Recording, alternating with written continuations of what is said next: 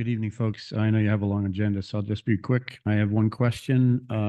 Is the community going to be able to weigh in on the proposed cutting of all the trees on South Main Street? Be a good question. It's a state project. I think the state will have a, they're gonna have The understanding is that the state's going to eventually hold a public forum yet. I don't have any information yet. We're waiting to have another meeting.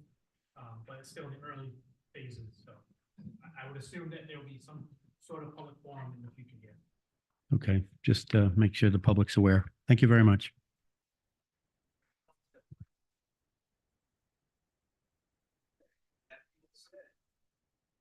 I do have a list here, Mr. James Canton, Dayton, 498. Me? Yes, do you want to speak? Sure. So, before the budget, Jim, how you doing? How you doing? Hi, John. Couldn't make out your last before the name. budget goes out, I just like to be able to get a explanation from the town council what our financial position is in this town before we're voting on another budget agenda. And it would be nice if the town council would come out and say it. We do have our financial audit done. The next monthly meeting there, annually, they come in and make a presentation to everyone. They present the audit, which gives everybody the understanding of where we are. We just received it. Yeah. Right. They were unavailable to come in this month, but they will be in next. And that should give you, give everybody a pretty good picture of where we stand at this current time. Right, but I mean, you're gonna be, the fiscal year starts on July 1st, so you're gonna give us what, 2 weeks to really peruse it? Well, the proposed budget is out there already. I mean, you can, it's out. I understand that, but that's in light of our financial situation that we're in, which hasn't been said. I understand that, but we haven't gotten any explanation from the town council Haven't on, had, but what? We received the doc last week. I get it, Joe. But you got a month to explain it. That's all. Thank you.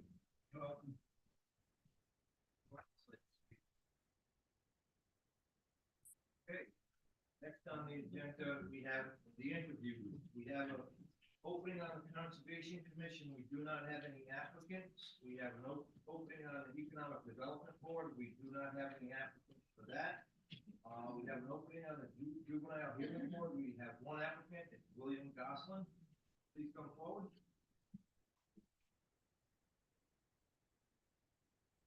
Just a little explanation of yourself and why you're looking to be on this board.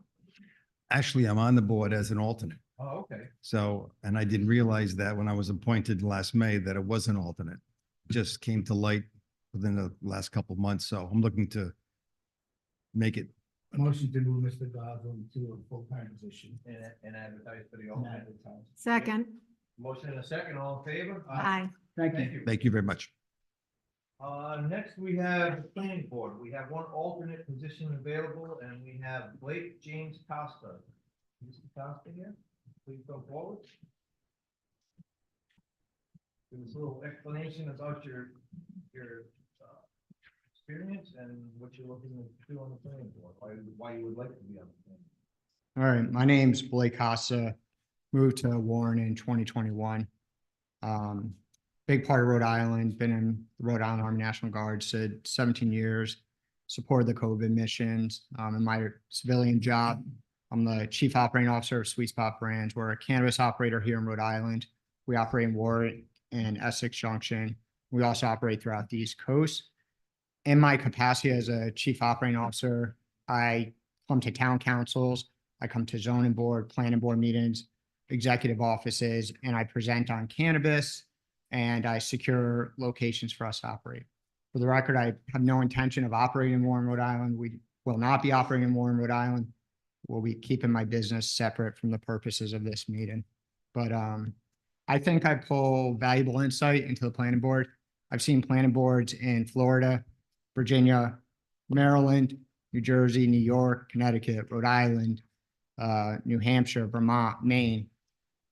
all over the East Coast. And I personally have presented to them. I've seen the good, the bad, and the ugly. I think we have a strong planning board here. And I think this town has a lot of potential, and we may be seeing a lot of projects come forward as developments continue to happen.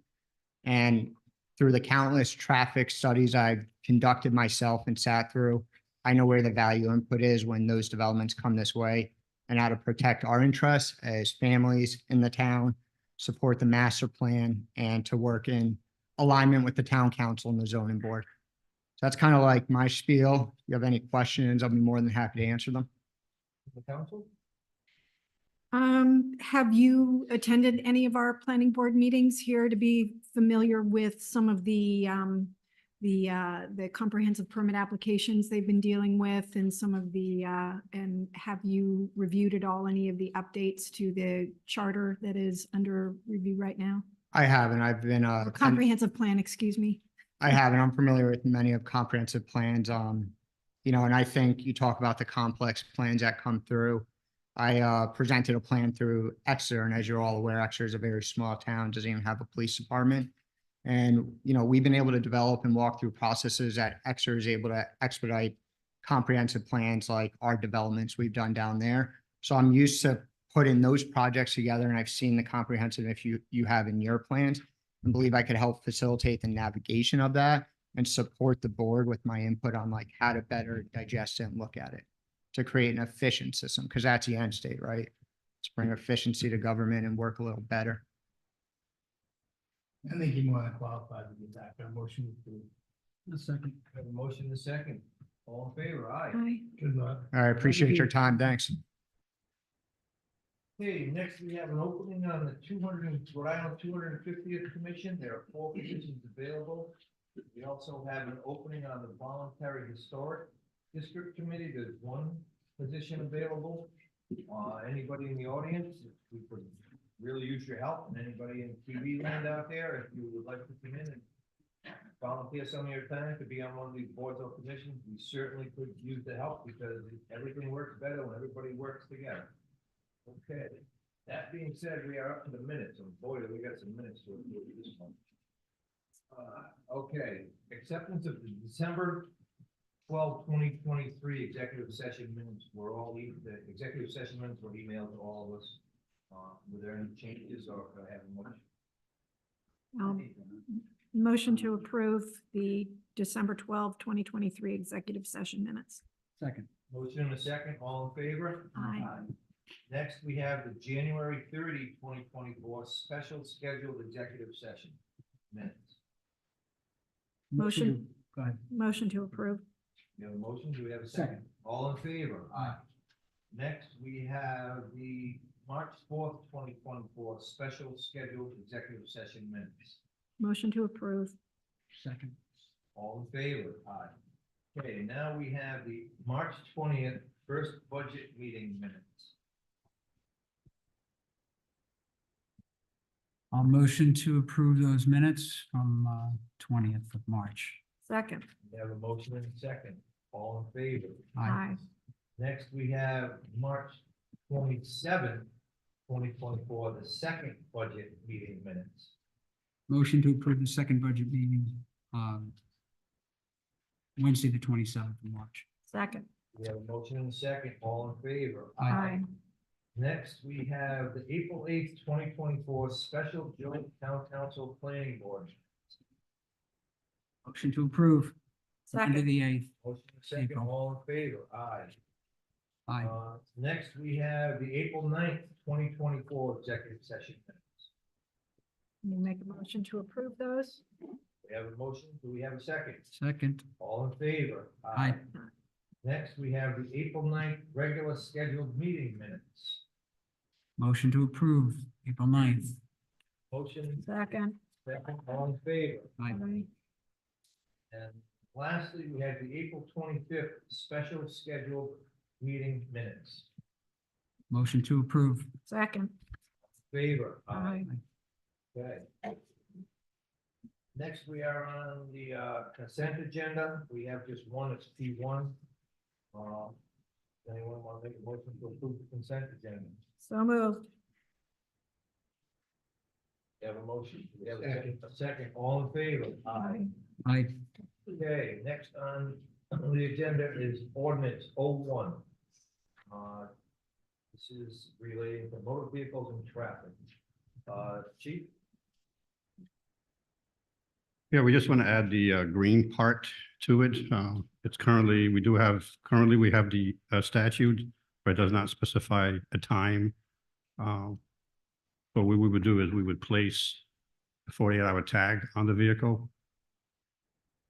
Yeah, this is We're- not- we're in 01. We're on 01, the left-hand turns. Yeah, 01 is a second reading, Yep, so that was for, sorry. yeah, this is for Yeah, basically. Child Street, Oh, you're putting the hours, No, well, no, it says no, millage. let's go back to 01. We're on Correct, 01. This is, yeah, he was on 02. This is, we read this last month, and this is just, it's a violation, but it's not in our local. It ordinance, doesn't have a so- time. So we can't, no, so we can't have it in our municipal court. Motion to approve.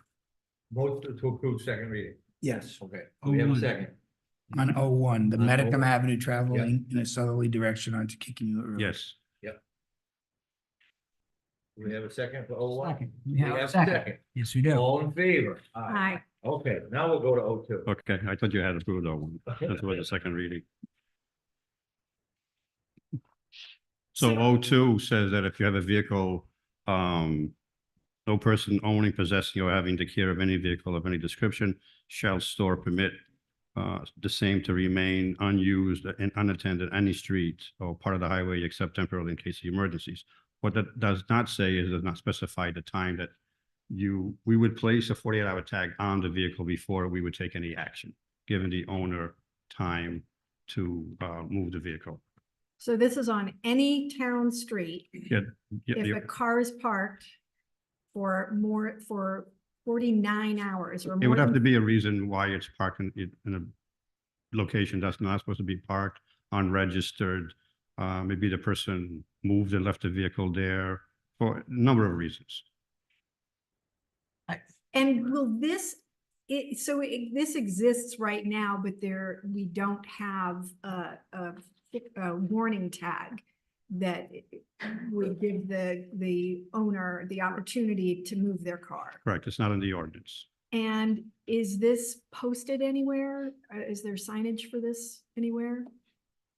Posted it. It's anywhere in town. It's in our I- book of ordinances. Okay, but if, I know that parking near my business is at a premium. And sometimes a person will leave their car there for days and days and days on end. We would do our diligent and trying to notify them, contact them, and then we would do this. But the last time it happened, the gentleman who was the vehicle owner was like, I had no idea. So this just kind of goes to our greater issue of accurate and well-placed and designed and worded signage to, Well, maybe If he sticks one of them on the car. He'll notice. I get it. But it's an unused or unattended. I understand that, but If it's for registered and example, used, it's not unused and Yeah, unattended. but what's define unused and unattended? I mean, is that? If it's obstructing traffic, if it's obstructing the egress and ingress to a private or public property. Well, those could be code immediate. So if it's, yeah, right, if this is just parked in a spot on the street, If it's legally registered, everything is by the book, it's not obstructing traffic, yeah, we may notify the owner saying, look, it hasn't moved 2 or 3 days or a week or 2 weeks. And then if no answer, then we would place on this because you have to move your vehicle. This is already the law. The only thing we're really adding is the 48-hour notice. I understand that. Yeah, I get that. it just that there's some ambiguity in the unused, unattended part of this, and I guess, it, What do you want to add to it? I don't know. It just seems. Anthony, why you took out the unemployed and out of use and why it was substituted for unused and unattended? Unemployed and out of use suggests that the car's abandoned. Okay. And that isn't the purpose of this ordinance. Unused and unattended means that it's parked there. It's not being used and it's not being attended to. What if somebody says, I've been here for 2 days and, you know, it's my car. I've been here for 2 days, but it's used and As I read this ordinance, what this does is, if a car is out there unused and unattended, somebody parked a car, somebody makes a complaint to that, the next step is that the sticker goes on the car saying, you got 48 hours to move it. When they call the police and they move their car. The chief also said that they will try to, run their registration and try. We will. We will do our call them diligence, or notify them, call them, yes. What this ordinance doesn't do is say you can keep a car on the spot for 2 days. It doesn't say that. What it says is if your car is unused and unattended, then there's a 48-hour notice, which is what the chief is looking for.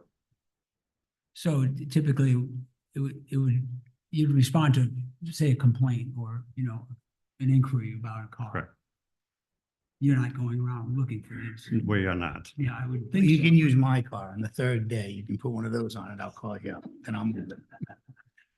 Can they sign the one you put on his car? Yeah, we're not looking for, we're not driving through neighborhoods looking for vehicles not used. If we receive a complaint, and the complainant would tell us what the issues are, and if it falls under those guidelines, then we will act on it. So All we right. will notify, we will call, we will bang on the door, we will talk to the neighbors, we'll do all that. Motion to move this to a second reading. I have a Second. motion. Do we have a second? I'll second it. All in favor? Aye. Okay, next we have a public hearing. This is PH 1. This is for a kennel license from Julia Wright and Irving Dominguez. Please come forward. Here's Hi, how are you? a rundown on what you're looking to do. So I'm Julia, it's my husband Irvin. We're here to obtain a kennel license for Ocean State Kennels. We currently have 2 female Goldens on our property. And then we have 1 rescue that would not be part of that, obviously breeding. And yeah, we would like to obtain a kennel license to, Yeah, so essentially, her mother has been doing Wrights Mountain Goldens for over 25 years. She's from Vermont. We moved to Rhode Island, so we'd be extending her business, pretty much doing our own branch here. We went through the zoning board already. Essentially, the kennel license is just to be able to have more than, I think it's 3 dogs we're allowed, and then you need a kennel license. But yes, those 6 dogs won't be in immediate, we won't get 6 dogs immediately. It'd be over time. And they would all be our dogs. Would that be, it'd be a maximum of 6 dogs? That's what we were told, because, so we're on 35 Kennicott Avenue. So because of our square footage, that is the max amount of dogs that we're allowed to have. What do you do if you have 2 litters at once and you got 4? well, we were told that the puppies wouldn't count into that because obviously that would, I think there's a with time. Goldens. Yeah, with Goldens, they typically do have Mr. larger Sisto, litters. I'm sure it can read the ordinance. Well, actually, section 3-37 states, no person shall keep or harbor more than 3 dogs aged 3 months or older, whether or not owned by such person, except when such person is a hobby breeder.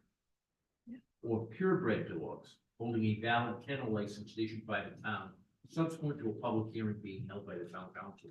You consider yourself hobby breeders, Yes. okay? And the puppies, they go home at 2 months, so we would be in within that How time. much you're gonna? Yeah. And we don't, the puppies, we actually transport them back to Vermont and they go to their homes. Essentially from my mother-in-law, her mother's home. So they want. You're a subcontractor? Essentially. Yeah. Okay. So we could put a limit of 6 dogs over the age of 3 months maximum? You can, yes, under the ordinance. Okay.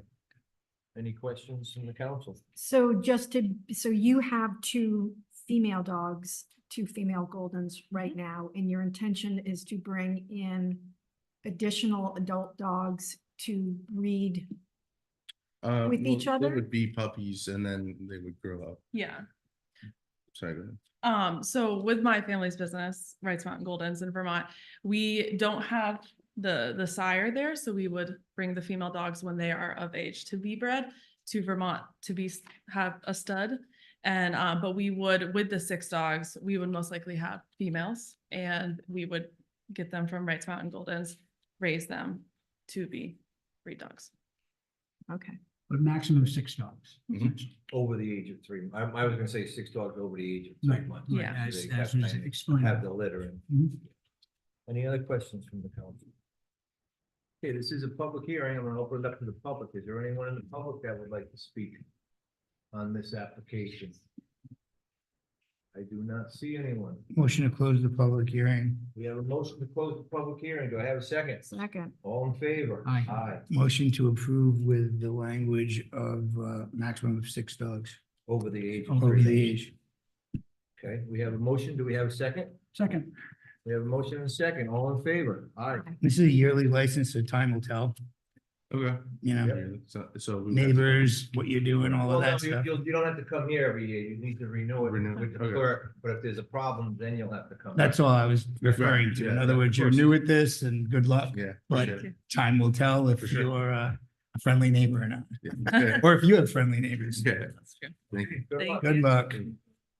Okay, next on the agenda, we have public hearing number 2. This is a show cause hearing for Beneath the Garden LLC. It is DBA, the Upside Tavern, and this is for their liquor license, I believe. Is there anyone here from that organization that would like to speak to the council? In that case, I'm going to turn it over to the solicitor to guide us through the process on this show cause hearing.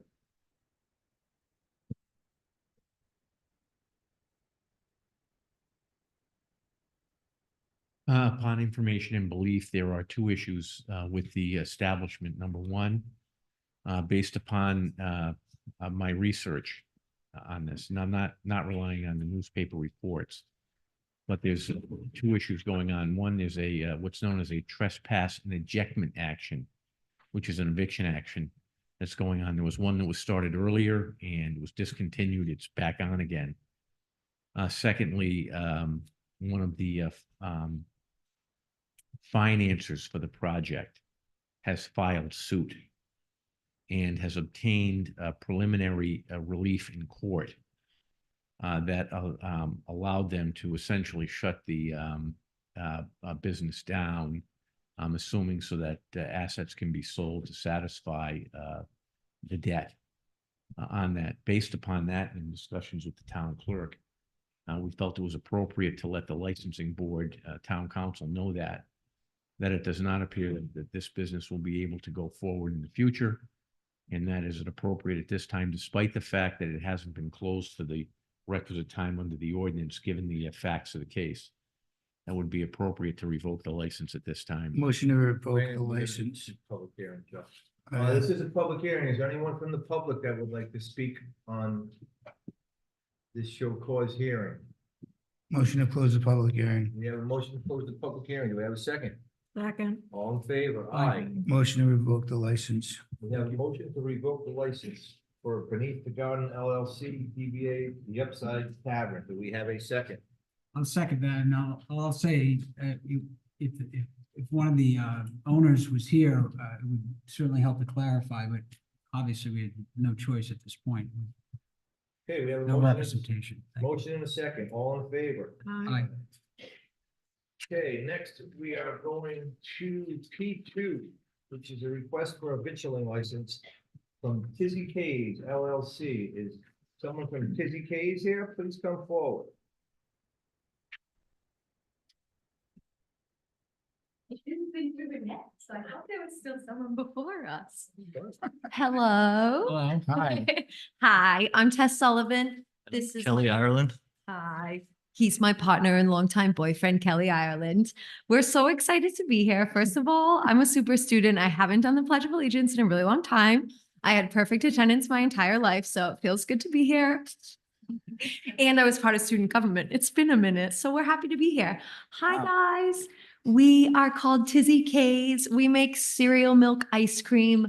We've been making ice cream for the past 5 years out of Hope in Maine, right down the street in Warren. We have a business in Providence currently running at the pedestrian bridge. And yeah, we make all local ice cream, and we welcomed like 75,000 people to the pedestrian parkway last year. And now we are looking to expand and actually have a location in Warren down the street. And that's why we're here tonight. Great. Which 747, which location is this? 474. 474. Nope, you were right. Yeah, 747 taken off right Yeah. there. Yup. What's- At the old convenience store. Okay, any questions from the council? Because somebody asked me the other day, what's cereal ice cream? Yeah, of course. Dare I say, I won't take the credit for inventing it, but it's essentially like taking any of your favorite childhood cereals. Maybe it's Honey Smacks, maybe it's Golden Grams, maybe it's Cinnamon Toast Crunch. And we steep it in our ice cream base, and then we sift it all around, and we like to make sure that it's the creamiest ice cream in the world. So we strain it all out so nothing messes with the creamy texture. And basically what you're left with is cereal milk that we churn into ice cream. Okay, now I know. Mhm. All right. Now you have to try some. All right, motion to approve. We have a motion and a second, all in favor, aye. Hi, Hi. good luck. Good luck. Next time we'll bring ice cream. Okay. All right. Well, we can make it only valid for 30 days. Oh. You know? I have free scoop cards in my bag. Come see me should you need one. Thank you. Thank you. All right, who wants to follow that one? I wish all our applicants were like that. Next, we have request for a holiday sales license from AutoZone. Is there someone here representing AutoZone? Must be the people with the red shirts.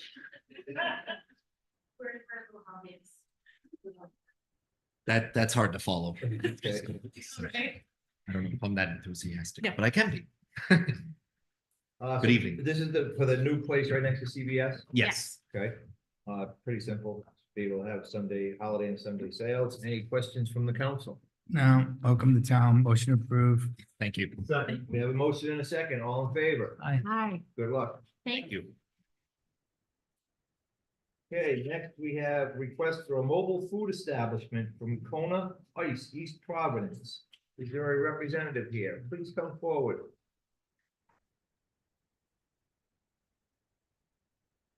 Are you Jean M. Eccleston? I am. Nice to meet you. Nice to meet you. Just give us a quick rundown on what you're looking to do and we'll take it from there. Certainly. So I have it's a mobile food truck, but it is shaved ice, flavored shaved ice.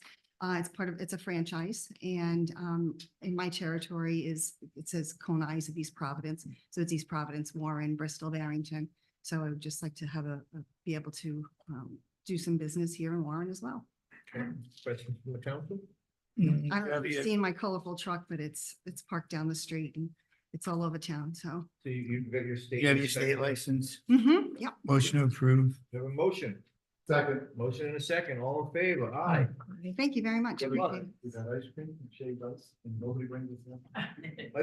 Ice cream and cereal, Captain Crunch. I'm thinking what you can put with that. Okay, next we have another mobile food establishment permit, and this is from ABCD Brothers Kitchen.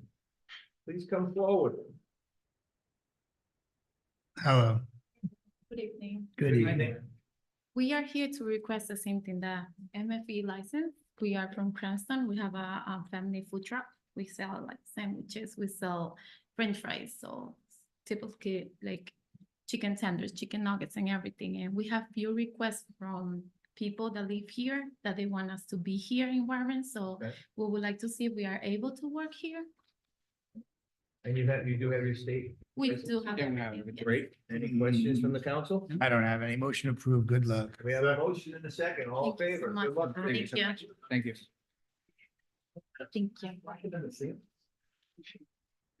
All right, next we have P6, and this is for a one-day entertainment license from Gregory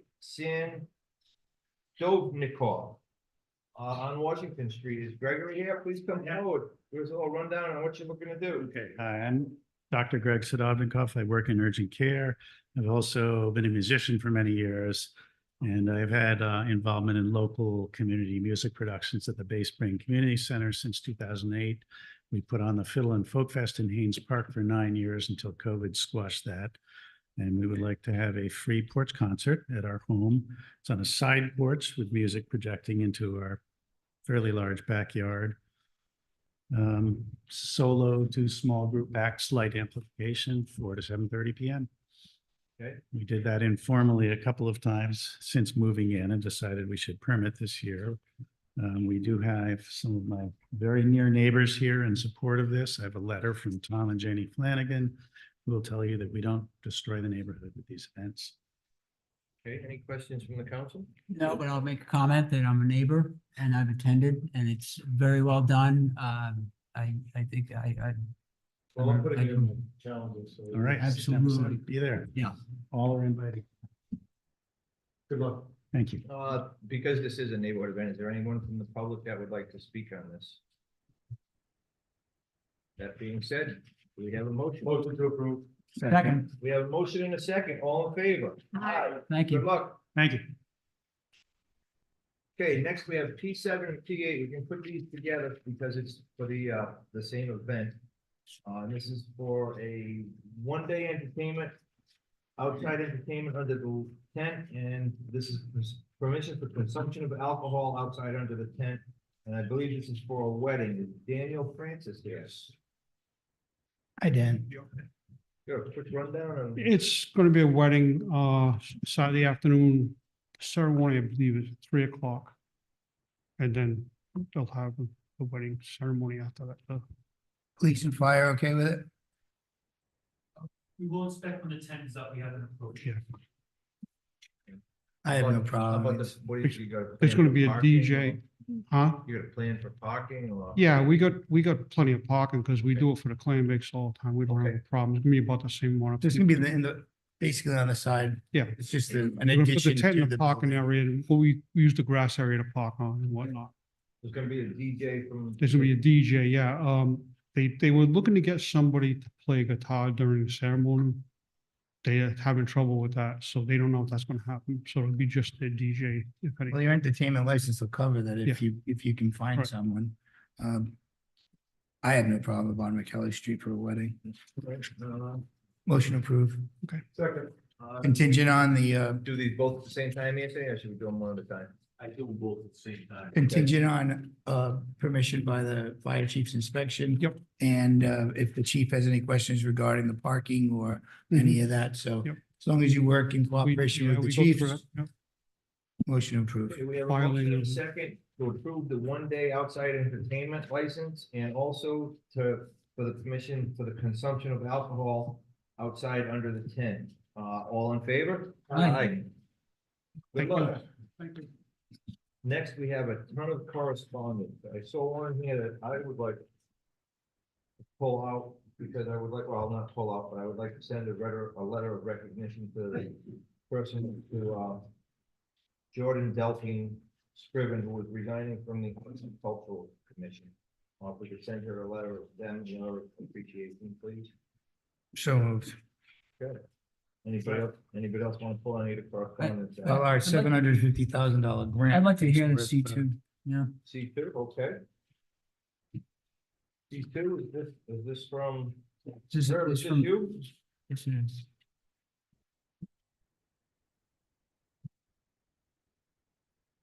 Essentially, the $750,000 would be done with work with RIDOT for some of the state roads, the state highways that are in the Market Street area, with the idea of understanding that we're going to be doing a managed withdrawal from the area under the market to Medicom. And they're doing some analysis on their particular roadways to add to that analysis. So just, they'll determine what roadways need what? Essentially, there's going to be Market Child, 114, maybe some Medicom, but basically those previous three. It's great. Might as well have them stay in a C3 too. Sure. That's our Medicom. You want this copy? If you're. So the sure. public can be aware of what's going on. You're welcome. but you're good with, I'm have good any with it. questions? I'm just hopeful it's gonna happen. Again, this particular grant, we've done a lot of analysis in the market area. We need to do additional analysis in the Metacom area, part of the intended receiving area for that. The idea is to start doing analysis on some of the utility facility infrastructure that's out there, what it can handle, what it can't handle. And with the idea of if we're going to have the higher density, higher heights out there with regard to any new housing, mixed use development, we want to be able to have an understanding of what's expected to be out there in terms of facilities and utilities. Thank you. Any questions? No. Thanks, sir. Thank you. Okay, next we have old business, and this is gonna be the solicitor handling this. Last month, we asked for job descriptions You can for have it. for the ad hoc Thank you. advisory committee. Kerry and I talked about this, and I believe what we were both looking for is maybe to have a committee that would meet maybe 3 times quarterly, and basically just to, to have a separate set of eyes to keep an eye on a little bit more than revenues and expenditures, but just to keep the council advised if they see, and we're looking for people that are really good with budgets. To keep an eye on it and tell us, say, hey, this looks like you may be having a problem here, or you gotta watch this, or you gotta watch that. Just to serve it as an advisory role, because I can tell you that budget is quite extensive, and it's really, really hard to just try to keep an eye on it. But I think an ad hoc committee of people who live, eat, and breathe this stuff would be great to be able to advise the council. And with that, give it to Anthony. Research indicates that there's actually an ordinance related to this, section 7-1, that created a finance committee for the town. And that committee, it's actually what I call a vestigial ordinance. It's from the 1960s. It was during a time when it was the financial town meeting. There was a finance committee composed of 3 that would make recommendations and had some other powers over and above what you have here. This is an advisory committee. I would recommend that it be by ordinance. Also, that you keep it to 3 people rather than more. I have here at the suggestion of the council president and Kerry, I think you too, that it was a quarterly review of the town's finances to make recommendations as to both revenues and appropriations, and then report to the council as to what the findings are. I don't know if there's anything else that the council is looking for in this. If there is, I'd be happy to put any amendments in on this, but I do recommend that it be by ordinance. This looks like what I was looking for. The only thing I do notice is in your first sentence, after the 3 in parentheses, you forgot to put years. Oh, Mhm. that's bad. Any questions from the council? This is basically what I was imagining it would say. It's pretty broad. It's not very, I think it leaves room for the committee to hopefully do the appropriate review and study of the finances. If we find that we need to refine it a little bit more over time, we can. If we are to approve this language this evening, we can start advertising for next month. Yes, I just talked to Sandy. We'll put it down at the June meeting for a first reading. Okay. Maybe we should just read this to people. So review the town's financial statements on a quarterly basis, including but not limited to the receipt of revenues and the appropriation of funds. Report to the town council on a quarterly basis on the town's financial status. Perform any other review of the town's finances as may be assigned to the budget committee from time to time by the town council. So it's just an advisory board that's going to be looking at the books. Any other questions from the council? So you said it'd be first reading, second reading before we can actually enable this. I don't think you need to start forming this to be passed before you start forming the committee. So I had a question about that, whether or not you have some other boards that aren't based on ordinance. So I think if you want to start advertising and get the committee on board to be contemporaneous when the ordinance is passed, you can do that. So I guess we would be looking for a motion to have this put on the agenda for first reading next month and also to advertise To the advertise. position. Yeah, I think so. So moved. Second. We have a motion and a second. All in favor? Aye. Aye. Thank you. Thank you. Thank you. Okay, on to new business. First one is discussion and action regarding ordinance chapter 18, streets and sidewalks. Yeah, Drainage of water into any street is generally prohibited. I believe, Joe, you I did. wanted to speak on this. So, letters went out and immediately I received about 24 phone calls or emails, whatever, contacted. What exactly prompted the letters to go out and how did you pick the people that they went to? So we went around town looking for discharges into the roadway. That ordinance is in place because it's a violation of our MS4 reports, permits from RIPDs. So every year we fill out an MS4 report and we have to report any illicit What discharges. exactly is that? It's your municipal separate storm sewer system. So basically, it's any water that's going into the storm drains. It then goes into the rivers. So we have to report that we're not producing any pollutants or contaminants into the water.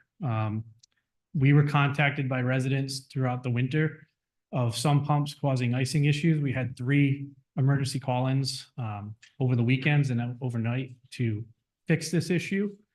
I was contacted by Save the Bay in early March about concerns that there was pollutants going into the water from some pumps. So it's an ordinance. I talked to the town manager. I talked to Chief Borges and the new town manager when he came in. I talked to Tony about it just to make sure that we were covering our bases so we could bring awareness to it. We don't have any intentions right now to kind of follow, taking anybody to court. We're trying to bring awareness to it. So the letters are going out as part of the ordinance saying that this is what we have to do and just trying to educate and help the residents fix the problem. So the issues that come up is, pollutants, safety, excess wear and tear on our roads. So it's an ordinance. It's part of our permitting system. So we're just trying to get a handle on it and bring awareness to it. Right, I remember when we discussed this and, Mr. DeSisto, one of the concerns that I had then that I still have now, there are areas in town that people don't have yards. So if you look at, like from my yard, for example, it'd be very hard for me to pump water anywhere other than ending up in the street. What would you do in that situation when you have a flooded basement? Or anyone on Union or Warren Avenue?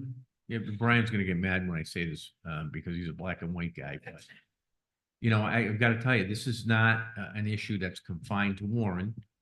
And based on the fact that we've had a record-setting year so far for precipitation, this is something being discussed statewide.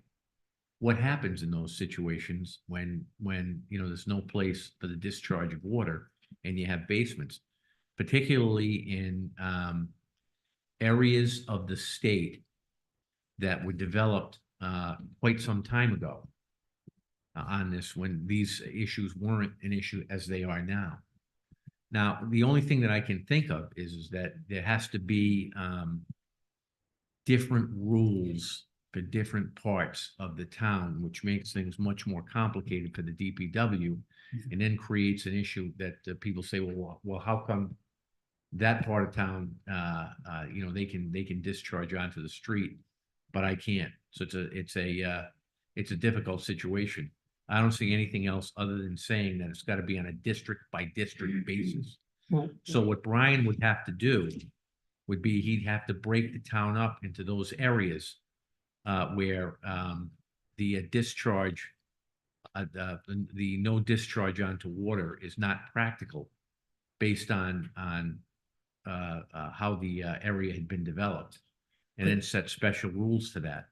But I don't if see any. pollution is the concern, can't we simply add, you can't pump polluted water? Because when you look at drainage from driveways and lawn is specifically exempt. So Yeah. if I have my sump pump at the top of my driveway, that's okay. Yeah, but Brian's talking about one issue, but the other issue is public safety. when there is discharge onto the street, particularly in the wintertime, and then that freezes up, it creates a hazardous I understand that, condition. but That's something that has to be taken into account too. the letters that the complaints that I've received from people with these letters may not be aware of the fact that no one out and specifically is targeting them as a violation, but these have been received by places with wet basements. And these people are pumping out their basements. So we've been trying to address that like with residents. So some towns, and I'm starting to kind of go through every city and town and see what they have. I know Lincoln actually just enacted the same exact ordinance we have. Because I kind of looked, they had numerous newspaper articles that were talking about the same problems that we're having, and then they just enacted this ordinance. So I've been kind of going around. I just started because I just got back, like looking at all the other towns. Middletown is looking to do like a 15-foot rule from the property line to allow that drainage to kind of filter through. So if you are, the biggest issue is sump pumps. We can't regulate what's coming from a sump pump, but you can regulate stormwater. We all understand that is 99% of the time it's going to be clean coming off of the gutters. And we're not as concerned with stormwater coming from the gutters. It's when the storm's over, it's 3 a.m. and you're pumping, you know, your sump pump out and it's going in and causing those conditions that we're having. Harris Ave was a big area that was getting a lot of ice buildup on it. And then I believe Almy was another section that had a lot of ice buildup. I can say firsthand, corner of Green Lawn and Franklin Street is a nightmare.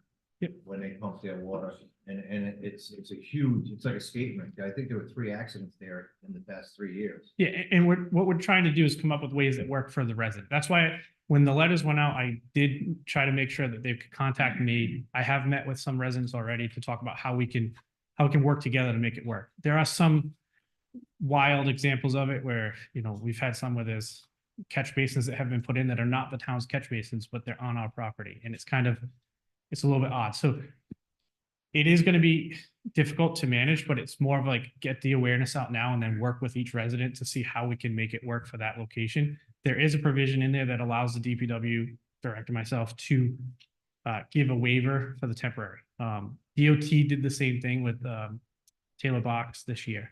So with all the water that they had, they gave them a temporary waiver to pump into the storm drains, but it's storm by storm. It's not a blanket waiver. So, you know, if we have those historic storms, we can put out a waiver to the residents that need it and then kind of deal with it. But there's no perfect solution at the moment. But with the current ordinance we had, it was unfair to target one particular neighborhood. So we kind of just went around and whatever we saw pumping out, we tried to send letters to. My concern is that we're even spending time on this. I mean, people are pumping out their basements. If there's an ice issue, it's a public safety. Yeah, my But- biggest concern is the Right, safety. and I remember when we had this discussion 15 years ago, and I was adamantly against the whole thing, because other than the ice, I don't understand how why we're wasting people power on looking at what people are pumping out of their basements. If it's a I contaminant, understand, but it's for us, for me, I have to report on it every year. And we have 25 violations that we have to report on this year. And It's required by the. Save the Bay was involved this year. They sent out. I can almost understand commercial aspects, but the people that have called me have, you know, their house and a sump pump. And this is what our town is, you know, sending out letters with possible fines and enforcement. And the letter was just based off of what the ordinance says. And I ran through. I'm not accusing you No, of enhancing it. I mean, I know that it was, I got one. Not me personally, someone sent it to me. What do you do with your water? I don't have any.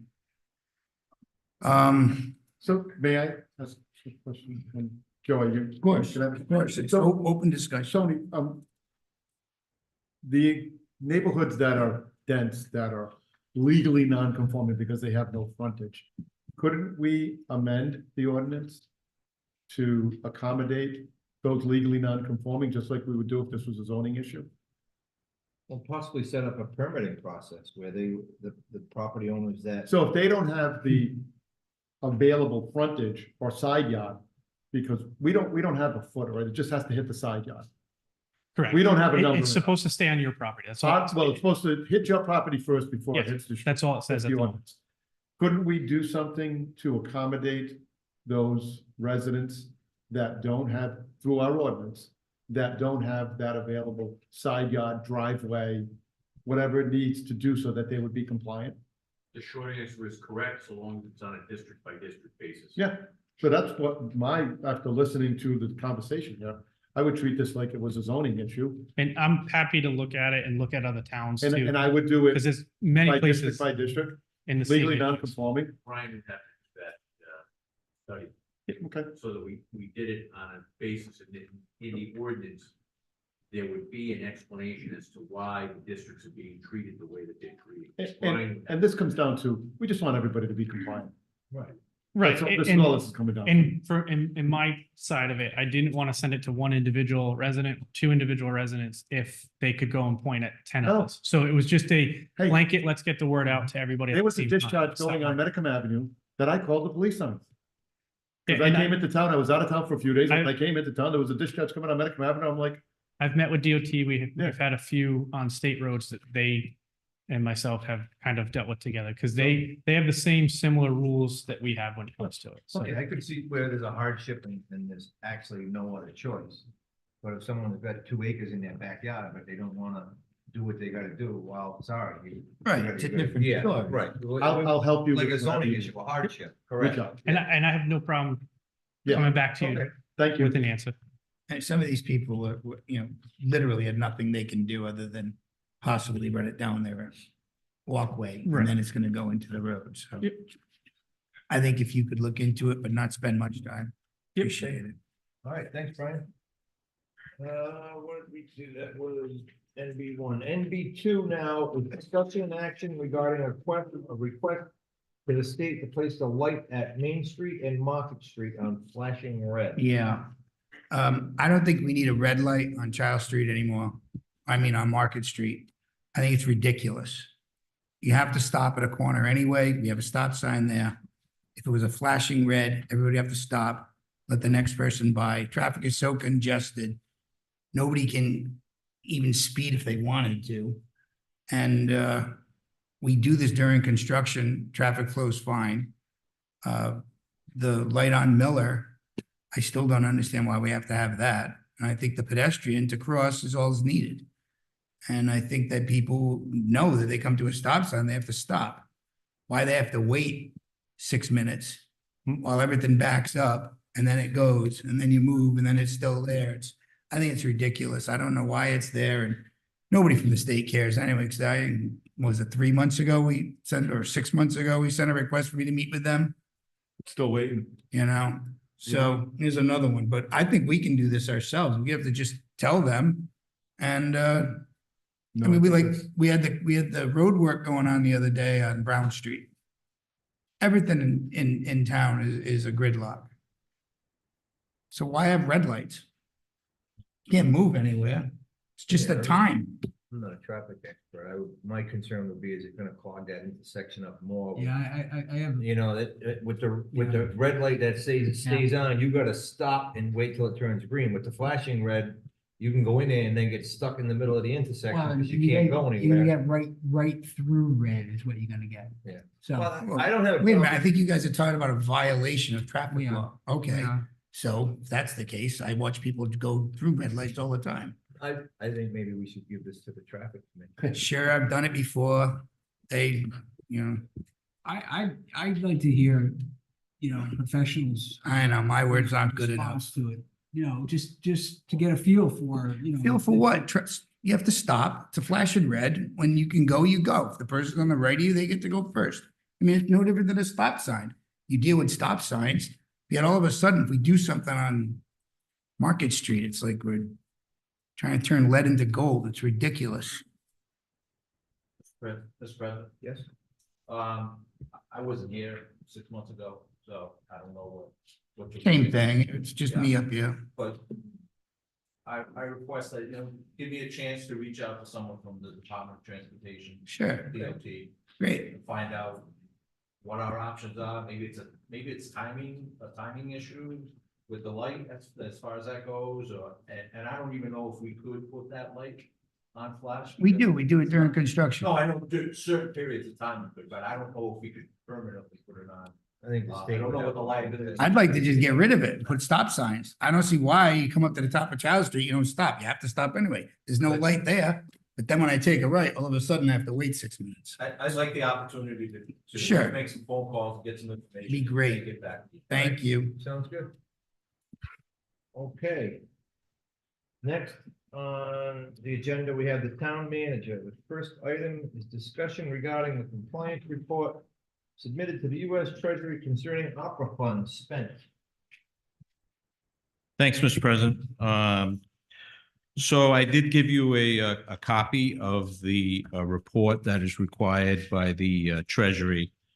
And the period goes from April of 2023 to the end of March 2024. And it's a requirement of what the town spent the allocated money, the American Rescue Plan money, what the town spent that money on and what the project consisted of. So if you see that we have 13 projects. First of all, let me go back. The town received the 3.1 million, just over 3.1 million in American Rescue Plan money. The Treasury gave anyone who received less than 10 million the option to declare that as revenue replacement money. And the reason they did that is so that the paperwork is not as intensive as anyone who received much more money. And that's what the town did in 2022. In 2022, the report, there was no spending of any of the American Rescue Plan money. 2023, there was a report made, and at that time there was 415,000 or so reported to the Treasury. But you can see on the second page that's there, you can see there's a little explanation of what that money was used for. And then the second paragraph is the paragraph that I put in just recently for this. And then if you go to starting on page 5 is the explanation of what the money was used for from last April to March. Breaks down what the total was, and it kind of gives you a little synopsis of what we use that money, or the town used that money for.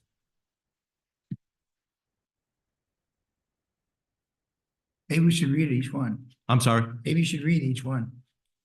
I mean, not in Sure. detail, but you know, Sure. people don't know what we're looking at, so. Sure. Like absolutely. $39,000 for the police consultant for the. So, computer system. so that the Treasury also requires you to name the project.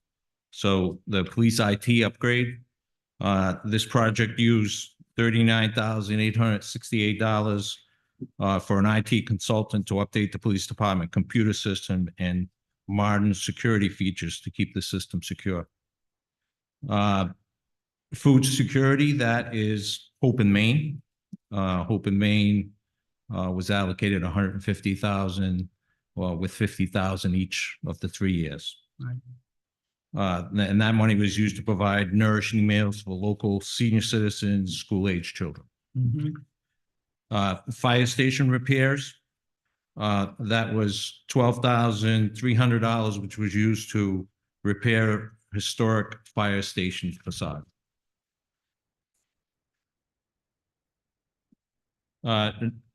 New fire station design, that was $24,550, which was used to purchase professional architectural design services for a new fire EMS headquarters. Wastewater treatment, $9,200 for the purchase of services to take measurements for the sludge rails and the holding tanks down at the wastewater treatment plant.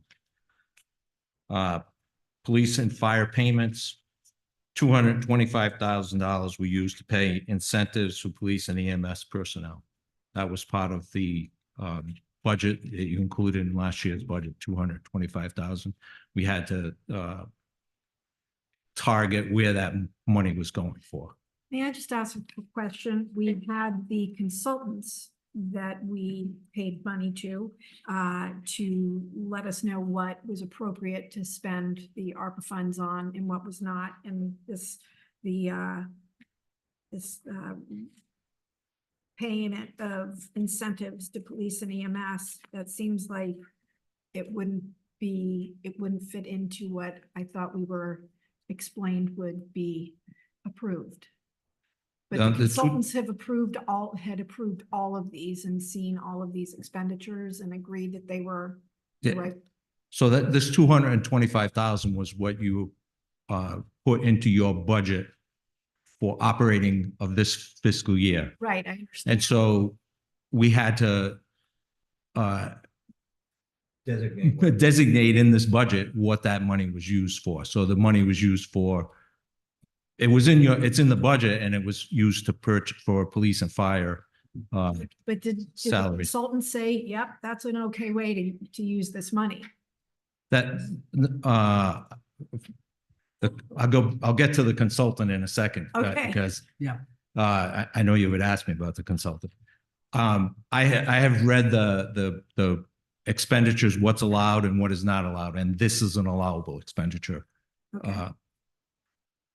I thought we removed the 225,000. This was the previous year.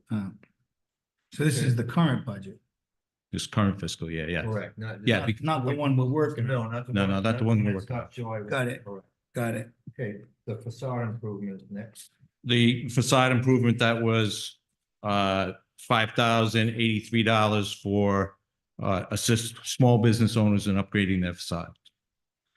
I thought that was $25,000 that went into that, or I thought there was a greater, you say it says 5,000? I thought the facade improvement program was considerably more than that. There was a max. I think this is just showing what we've spent so far on it, not that.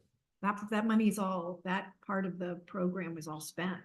That was There- a few years ago. There was From like what I understand, that 50,000 set aside for There- facade improvement.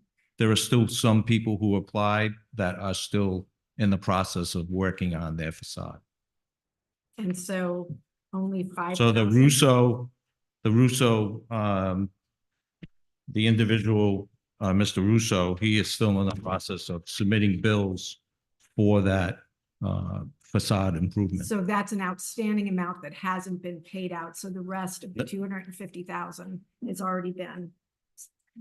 Yes, paid out. I, from what I understand, yes, yes, Yeah, because I get your point. It's more than $5,000. Yeah. yeah. Actually, they just submitted another bill Okay, to close out their grant. their grant. Their okay. grant, yes. Veteran Field, that was used to resurface the outdoor track at Veterans Field, which is used by residents for exercise and recreational purposes. Franklin Street sewer line repairs, the Veteran Field was $64,775. The Franklin Street sewer line repairs, $463,312, and that was for repairs for a collapsed sewer line under Franklin Street. Fern Drive sewer line, that was $138,500, and that was for a replacement of 2 sewer manhole systems and a sewer line that runs in between them on Fern Drive. Police email upgrade, that was the upgrade and migrate the entire police department email system to a secure cloud-based Office 365 government account. Wastewater treatment rails. That was 3,280. I'm sorry, 3,000. Thank you. Wastewater treatment rails, that's 26,000. And that was to replace the damaged rails in the wastewater tanks. And then you have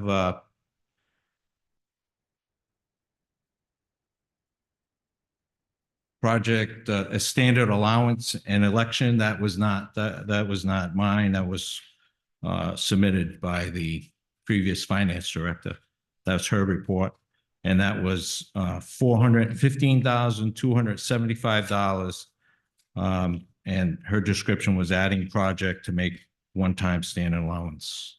I don't know what that means. Can we post this on the town? I'm sorry? Can we post this so that people? Sure, this is all public record. Oh, I Yeah, understand yeah, that. yeah. So again, Mr. Sullivan, the $415,275, $276 is miscellaneous expenditures? No, so I think if you go back to, Councilman, if you go back to page number 2, Yes. and you look at the first paragraph where it says, no expenditure, starts with no expenditure report, 4/30/22 submission. This is from the former finance director. She submitted this. So And then once it's submitted, I cannot go in and change it. no, It's I locked. just want to clarify. So, no and then expenditures. her explanation of what was spent on the report in April of 2023. So Food this is security the- for children, storefront improvement, Okay. fire And, rescue station front expenditures, broadband access, health equity zone, data analytics, the one-time operational expenditures, all for a total. So she lumped it all together rather than Without a breaking it out. without a breakout, yeah. Got it. Yeah. Yeah. Do we need to take any action on this? Says discussion and action. So what's left? $1.5 million. From my calculations, Where does it there's, say that? if We you look had at, 3-1, we have 145. no, if you look at page number 4. Okay. So the total amount we were given is 3.141809. The total that has been expended so far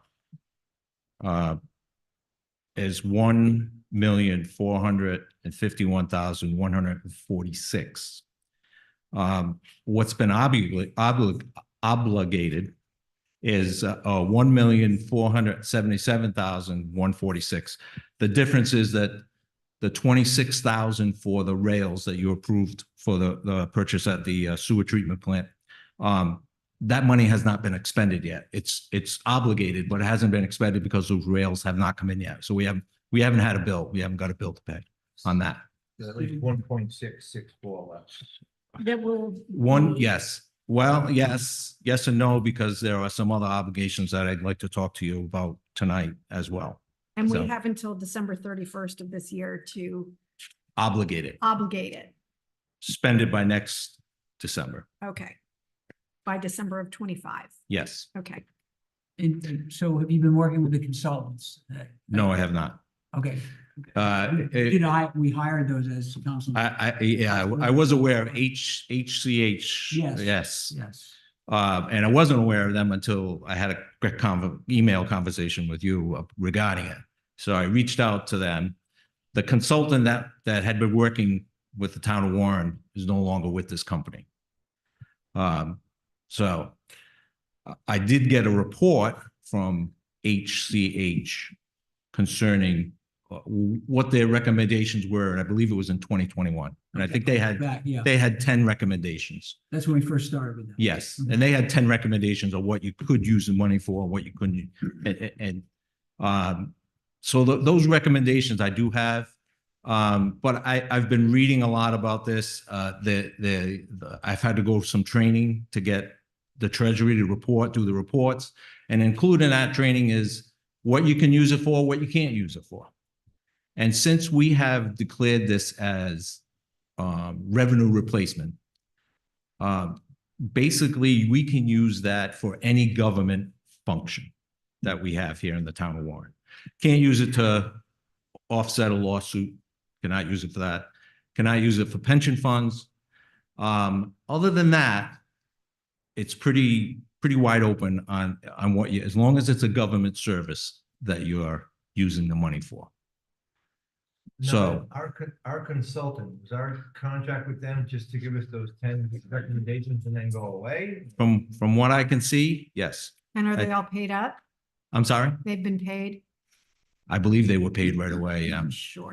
Yeah. I think they did a broadband study, if I'm not mistaken. They did a Everybody broadband study studies and broadband. We don't even have it. It Yeah, doesn't yeah. even exist. yeah. So Want to make some money, study broadband. Okay, any questions on the council on that presentation of the opera funds? No, but the remaining funds sounds like there's a lot of flexibility, if I can put it that way. there is a lot of flexibility. And I know Council President has raised a concern about a year-end budget shortfall, and I mean, I'm looking at that as possible. This is a possible filler for that. That we might have a difficulty at a changeover from fiscal year to the next fiscal year with, Are you looking to put this in to offset? Are you? no, it's just a bridge, as a bridge. As a floating fund? Yes, Okay. yeah, that's, because I thought that's what you were referring Shouldn't we to. wait before we give the audit report? Right, I think Of when we get the course. audit report, we'll know better. Yeah. Because, yeah, that'll make more sense. Yep. Any questions from the council? Thank you.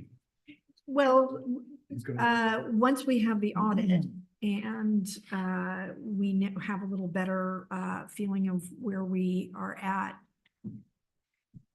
when is the discussion on how to Utilize. use these funds? And who's coming up with a list of best uses and Well, there's some that we had pledged, but we held back, correct? Yep, I think there was 250,000. yep. So one organization that we pledged but held back, so obviously that would be first on the list to reconsider. Mhm. And then I would imagine we could take the public input, or it would be up to the council to decide which projects or where we would like to expend funds. I think the decision's ours. Yeah, it is, but I mean, but it doesn't hurt to get ideas from other people. No, it Say, "Hey, doesn't, That's a but- good idea. But I think, we have plenty of places that we need to, Do some. Do we could- some we could repairs. Possibly do some, could we use the opera funds and still get the match from the state for road repairs and stuff?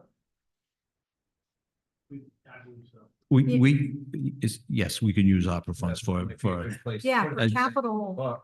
So, yeah, I agree that picking where our most Right, and don't. our needs are. Right, and also in here, talking about the wastewater treatment rails. That was a big number. I think that's like 400,000. That's not, we just ordered the measurements for the rail. Yeah, 26,000. Right, so it's gonna be about 400K of that is gonna go to replacing those rails. I think the original estimate was 600,000, but I think it came in at like 400,000. So 400,000 of that is gonna go to replace those rails, which is a must do. So that's gonna knock that total number down, but still, there's still some money to be who was the spent. 225 pledged to? Which 225? You guys said there was two. Yeah, 225 that was actually. The Affordable Housing Committee, wasn't it? No, 225 was coming out of the budget, that's this year's. No, No, he's you talking about just the said that 250. we pledged Yeah. it to the somebody. 250 to the housing. To the housing, Yeah. yeah, the Yeah. Affordable Housing Commission. Oh, Mr. President, I just want to let you know, I have been talking to the staff and coming up with ideas on Okay. what this money could be used for. Road repair. There is a need at the sewer treatment plant for a new roof on one of the buildings. Some health issues as far as fans down in the basement. So that there are some ways that we can use this money, like, Worthwhile. project. yes, absolutely. So So I think have it's put that very together. important when we get to that Right, discussion. once we get the full number that we have, with the audit. Mhm. My concern is that it says we have that much money left, but have to make sure. is it in the bank? That audit will give us that answer. Yeah, It's like, oh, you got $168 million left of opera, but you got 1.6 million of opera left, but you only got 1.2 in the bank. We can't spend it if we don't have it, So that's what that audit is gonna clear up. And so we'll get input from our finance director as well on that audit, and Mhm. so we have good working understanding of where we're at. I mean, I think that's what Mr. Carter was asking about earlier. was, Right. You know, when are we gonna get the Know real what we got. numbers? When are we gonna know? That's what exactly? We've all been asking. All right, next would be the update on the, The bridge, Yep, on bike the path bike bridge. path bridge, these are the ones on 114 Barrington Warren line. I had shouldn't have met, it was a Zoom meeting with the DOT. They informed me that, they're going to a CRC meeting on the 28th of this month. And that if all goes well, they will be planning to start working on this project July 1st. Will we It- see design, materials, measurements, schematics, how it's gonna look and what the whole project, what the project is gonna look like? There's so much disinformation out there and concern that, they're underbuilt, they're overbuilt, they're not being built. Enough. They, the DOT went to CRMC, several months ago. And, plans that were presented were deficient to the point where they were withdrawn. The plans now have been acceptable to the CRMC staff. The lead, staff person down there is actually a cyclist. I understand that they widened it. Those plans are publicly available. If you want, I'll have Postal send them out to Brian for distribution.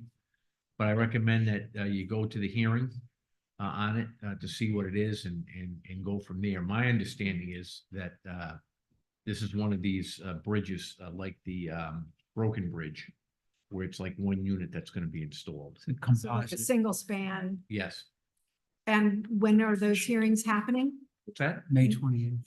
May 28th. May 28th is the CRC. Oh, okay, so is that a Zoom meeting? Is it No, at a, that's at the Department of Administration. It'll be in conference room A. I know the building well. Yes. Could you have a specific invite, time, date, location sent to us, please? I'm gonna have Coastal send it. I'm gonna let Coastal know that Warren Town Council members are interested. I'll have them send invitations to you all That would be to this. great. Final thing is, there was an issue at conflict because those bridges were popular fishing spots. Right. Brian just brought that up, and the difficulty is with this particular design, it can't be like the old design, which was very good. There was the travel lanes, and then there was the elevated walkways that were used for fishing. My understanding is that they're going to put a fishing pier in, at least on the bridge that's on the Barrington side, so that people can go fish off the pier. But we'll have that sent out to you so you can make comment. We can't even get a light flashing. We're gonna change a bridge. This is- It all depends on who you're dealing with. Oh, I know, yeah. CRMC. Right, yep. Moving along. I know people at CRMC. Discussion action regarding invoice for the Chevrolet, for the Chevy Tahoe.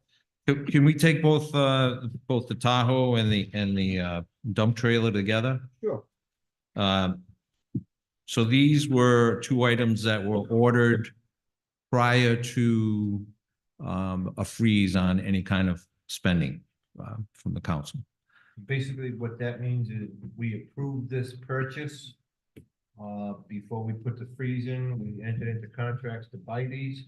Yes. And we are obligated to pay for these because we entered into that contract. So I guess we're gonna need motions to approve these expenditures. My recommendation is that you explore taking this out of the American Rescue Plan money. These will qualify for that. Sure. Do we have, what's the due date on these invoices? Do we have time to, because next month we will have the information from the auditor. And if we can use the opera funds for this, that would be a good time to do it.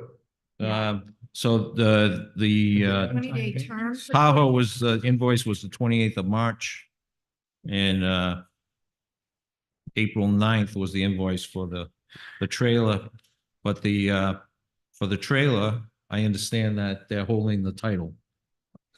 So we can't use it until we pay the invoice. The terms on the trailer say 20 days. There are no, We've spoken to the company, they're well aware of the delay, but they're just gonna hold the title until we pay for it. We have the trailer, they have the title. That's for our trash. This is the big, But we should be able to move on this pretty quickly, I would think. Whether we can use our My ARPA funds. question is now, could we could approve this now to be paid out of opera funds, and I'm gonna defer to the finance director. Do we have this cash in the bank if we Yeah. approve it? $2,060,000 in our, Okay, how much do we have in the bank? exactly that much. Okay. and we know 160 of it is committed, so we have, 1.6 is committed, so. Okay. We got 110,000 here they're gonna have to spend. We've got to pay this either way. That's what I mean. One of which we approved. the- Motion to approve $89,178.30 to be paid out of the opera funds for the Stetco ejector closed top trailer.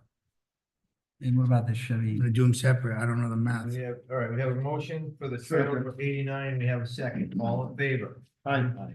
Motion to pay $67,795.94 for the two vehicles or whatever it is. Yeah, the It's one vehicle, Island yeah. Tech Services, 27,000. And the Chevrolet Tahoe for a total of $67,795.94 Out of office. out of the opera funds. We have a motion. Second. And a second, all in favor? Aye. Now we just can't drive them because we can't afford the gas, so park them. All right, next is the update on the end of the Twisted Road project. Yes, so, Councilman Di Pasquale had asked me to look into the end of Twisted Road. There was a project to install a, boat ramp, at the end of the road. But an emergency Yeah, use it's boat because, ramp. It's yeah. not a public boat ramp. Right. And that was started before I came, but I 20 did, years ago. I did look into it and there was some back and forth as to whether, the, Twisted, and I'm gonna get the club that's not, the Yeah. club. The community center. Would they allow the town to attach to an already dock or existing dock? The fire department and harbor master wanted to put a dock and attach it to an existing dock. There was some negotiations going back and forth. There was final approval of it. They were in the process of getting some plans put together. And again, this was stopped because of the freeze on spending money. So there was no movement on that.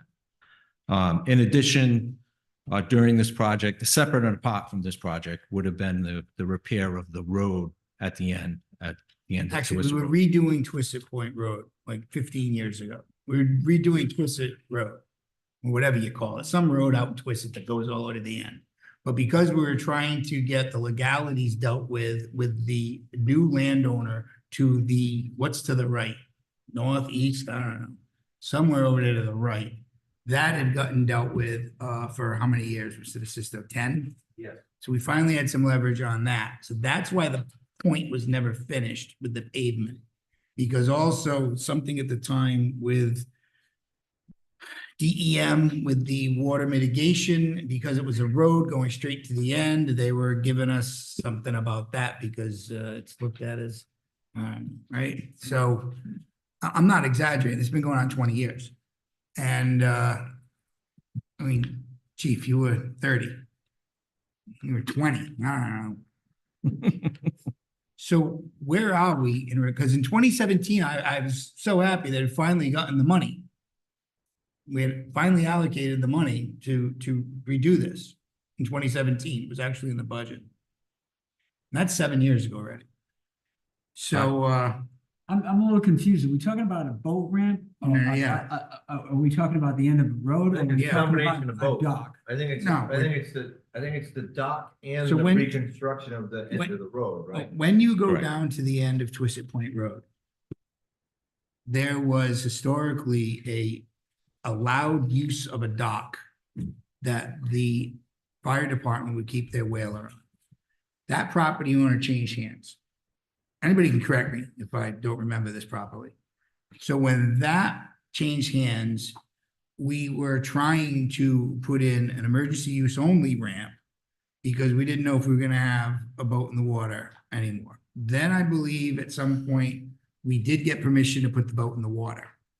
Right? Again, private dock. Few years. Okay. So then we paved the roads going out there. Then we were trying to deal with the legalities of adding the ramp for emergency use. Then I think DEM got involved and water mitigation. Then I think we received either with Carolyn or I can't even remember what planner we had. But we had some funds available. Then Mr. DeSisto was dealing with the legality. So do you have anything to add on that front? No. No? No, not one. The So, legalities. Chief, Yeah, please because we come up would with go, those. we would. Do you have a place for your boat? At Currently, Twisted? it's at a private dock seasonally. Okay. So when the funds came, the funds were allocated 2 separate years, back 2017, for a location for the boat, and a boat ramp was suggested. A boat ramp to launch is not really feasible because there's no room to turn around and back the boat in. So working with the harbor master and TPCC, we've been trying to find a way to share that dock with the town to have a boat there seasonally on that dock. So that's where the project was leading. We were getting somewhere with TPCC to share that dock when everything came to a halt, as town manager said. Can you refresh my memory on the funding amount? 70 something? No, 2 separate years. Yeah, we actually had 3 separate years, 100,000. And that was gonna finish the road off, right? So you gotta understand the 2 separate projects there. 100,000 was for the dock. DPW was handling the road side. If there was money left over, the way that one was structured, it was gonna be a ramp, dock, and possibly a finished end of the road to put kayaks and things like that. It was never, in my time, an actual boat. Well, it was gonna be for emergency. I mean, I was described it as emergency use. I mean, they used to put things in the shore drive and you needed an army tank to go down that. Yeah, to have access from that end of Twisted Road onto the beach, we used to launch there with a smaller Boston whaler, smaller trailer. It wouldn't really be feasible now with the boat we have, never mind turning around or backing all the way down that hill. All right, the reason I brought this forward is because I believe public safety is imperative. Because when you're dealing with a car accident, minutes save lives. When you're dealing with the water, seconds save lives. And I'm trying to keep this afloat. I'm trying to figure out how we can find this money, and if not the opera funds. Because in my opinion, this isn't just redoing a road. It's access to a public water usage recreational area that we could have an accident. And if we don't have that dock that we're allowed to use, it's been making me crazy for 20 years not having a public dock for our boat.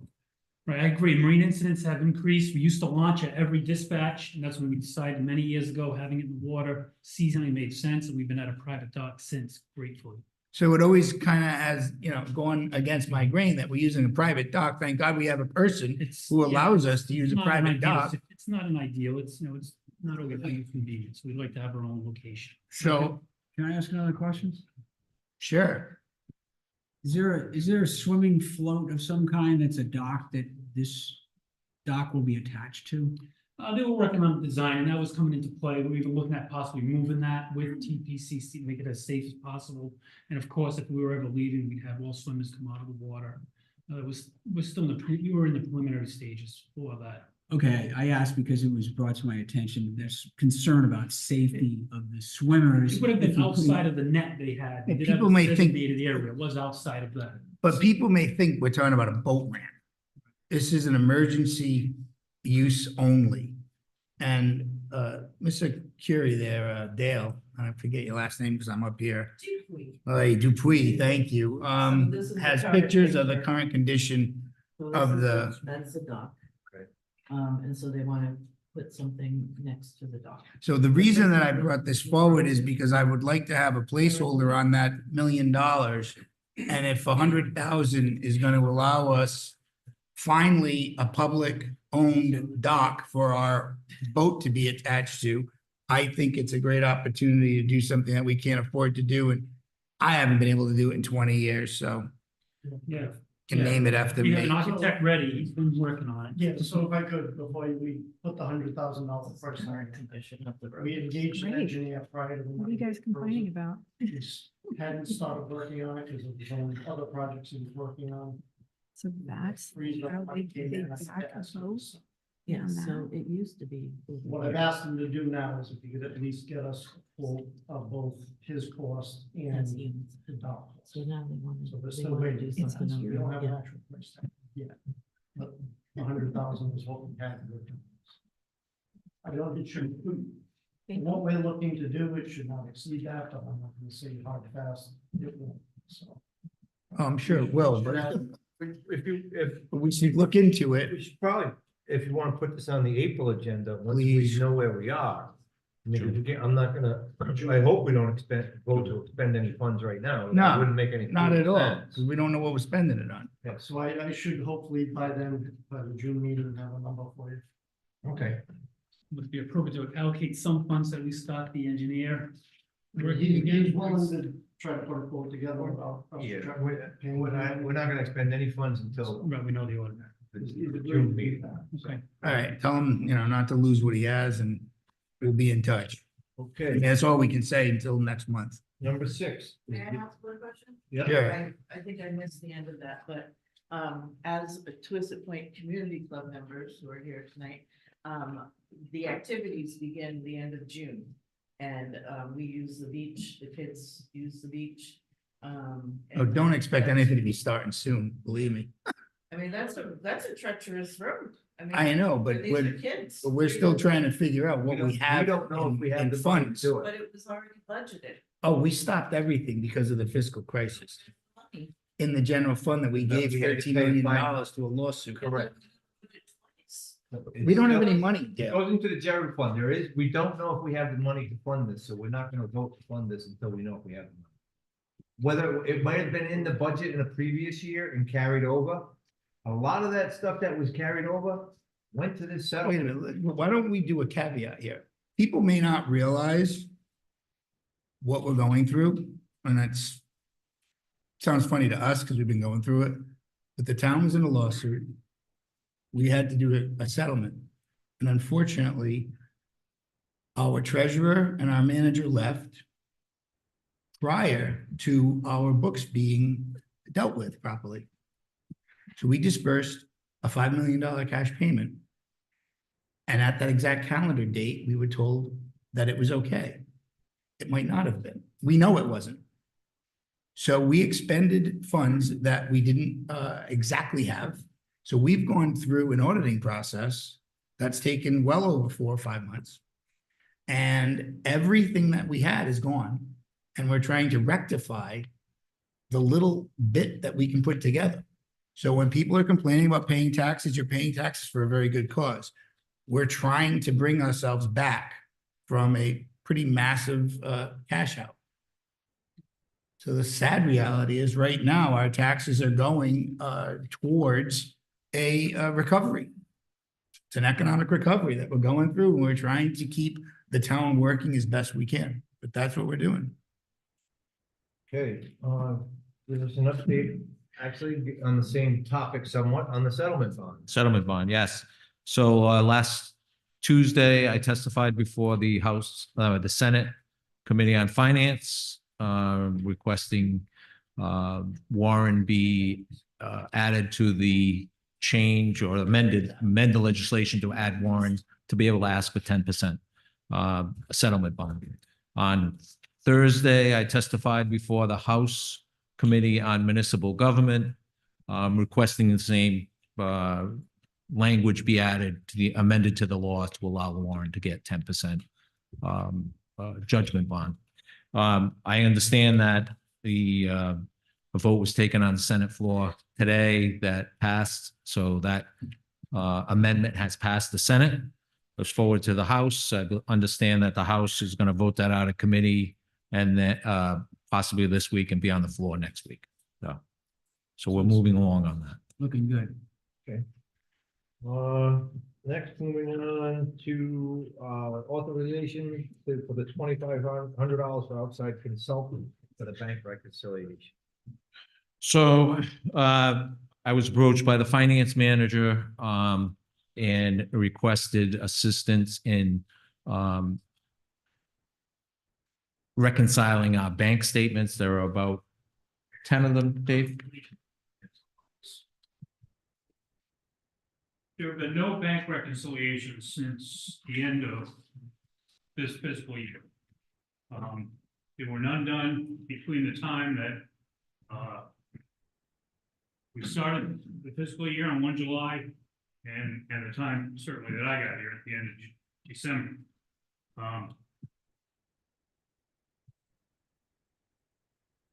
Further, and I was going to talk to you about this the next time.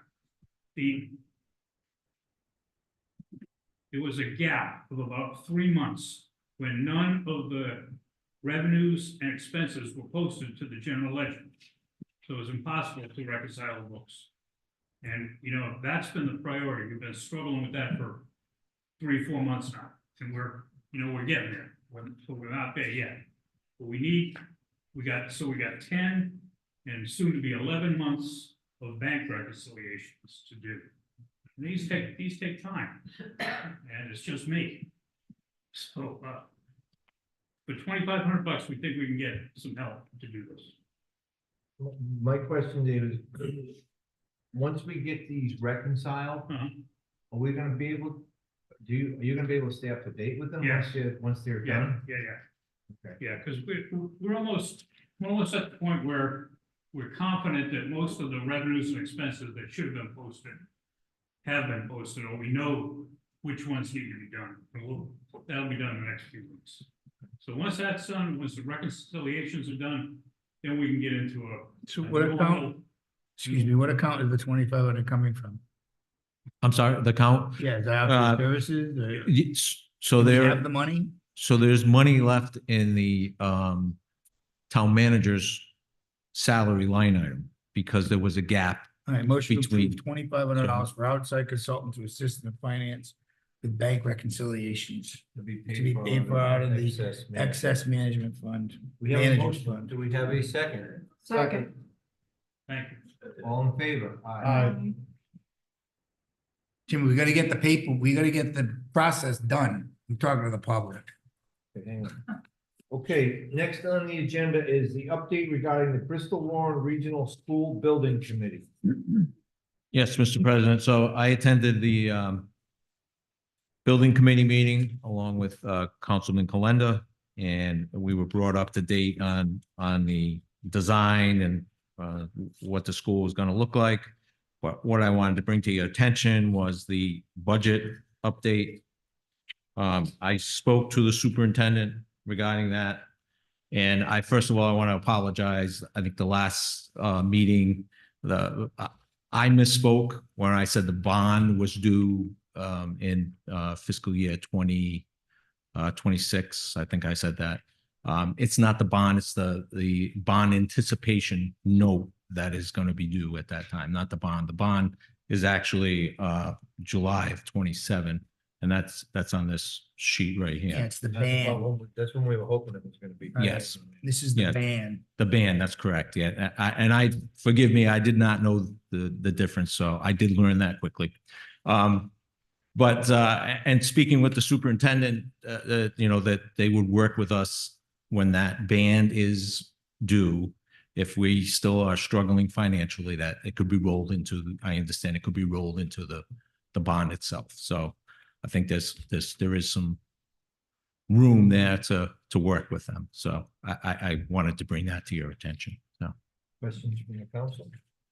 Well, it's good to hear that we have. Yeah, it's a little bit more on the time frame that we Because it think. was concerning. So. And I apologize. I didn't know. So we will ultimately pay our portion of both the ban, possibly with the bond payments, but the school department has enough flexibility in their budget right now to absorb our ban payments, knowing that we'll pay them back Right, well, that's. when we're more liquid. At the Yes. JFC, the superintendent did say that Yes. we approved 6.2 in a bond anticipation note. Yep, And she said that she was going to cover the interest payments under her current budget. yeah. Okay. Thank you, Brian. Okay. Okay, next we have the solicitor. Did I skip a couple of pages? Tony, you didn't get a purple page this time? No. Oh, geez. All right, next we have the solicitor. And it's a request for an executive session for discussion of the Burrs Hill project. Yeah, that's for potential litigation, citation to the Open Meetings Act is correct, but it should be litigation, Okay, potentially litigation. and we have a motion. So moved. Second. We have a motion and a second for an executive session. Roll call vote. Councilwoman Cronin, Aye. Councilman Hecker. Aye. Councilman Di Pasquale, Vice President Calenda. Aye. And I vote aye. Okay. Next on the agenda, we have discussion and action regarding the school bond. Basically, I asked the solicitor to do some research, and there's a lot of talk going on in town about what the town council can't do, about the bond that's going through. Can't do in what regards? What, in other words, a lot of people are saying, well, the town council should stop this bond. Really? I don't think we can, but that's what I asked the solicitor to actually look into it. Tell us what our options are, tell us what we can and can't do, because there's people calling to stop this, to do that. So I just want the solicitor to present to us and the public, so everybody knows what we legally cannot do. Anthony? Okay. And I actually heard from other council members too. We're hearing from constituents. I think it's important to note that this is not a town of Warren bond. This bond is with a separate governmental entity, which is the Bristol Warren Regional School District. The process of getting a bond, the school district asked the General Assembly to enact legislation authorizing a referendum for this bond. That was accomplished. I reviewed that legislation. There's no escape clauses in that legislation. That's the first thing. The second thing is there was a vote district-wide. The vote was successful. And in fact, the percentage here in Warren was 65%. There was nothing in the referendum language that would allow either town to interpose into the bond. So there's not anything that you can do on that. And in fact, the legislation, the statutes, and the referendum questions really has everything reside in the Bristol Warren Regional School District. So as a town council, there isn't anything you can do. Furthermore, the next question is well, what can voters do? And at this stage of the game, it's too late because the referendum has already taken place.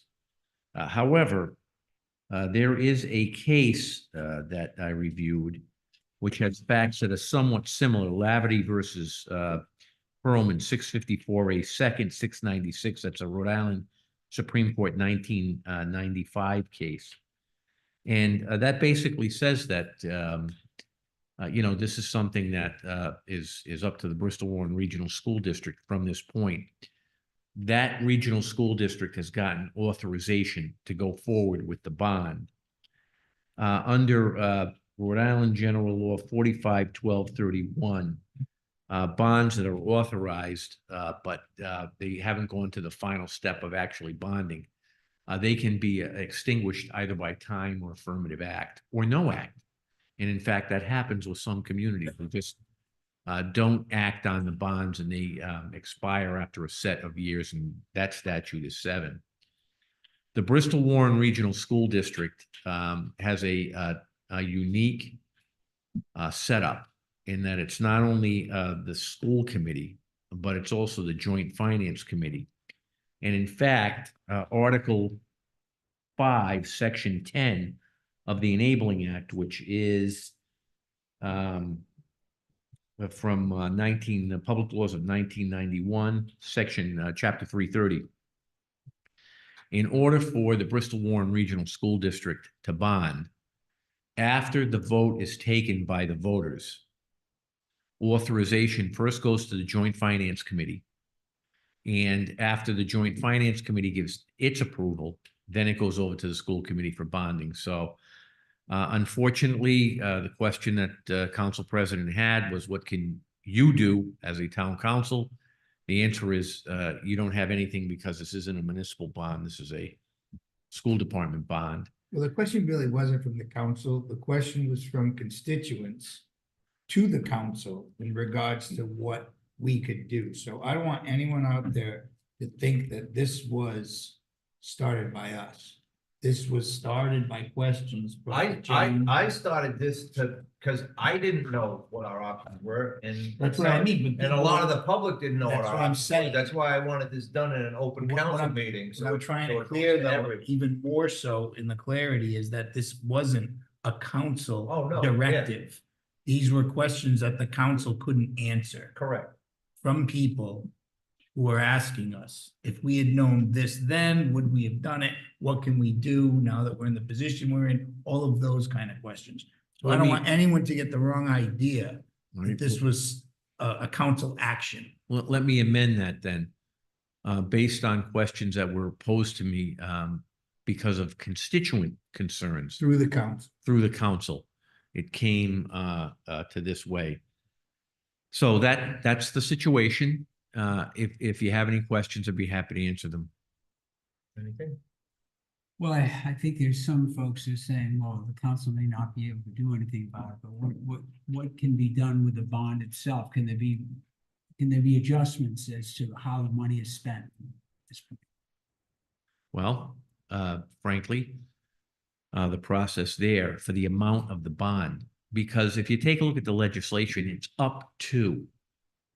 So that's an authorization to go that far.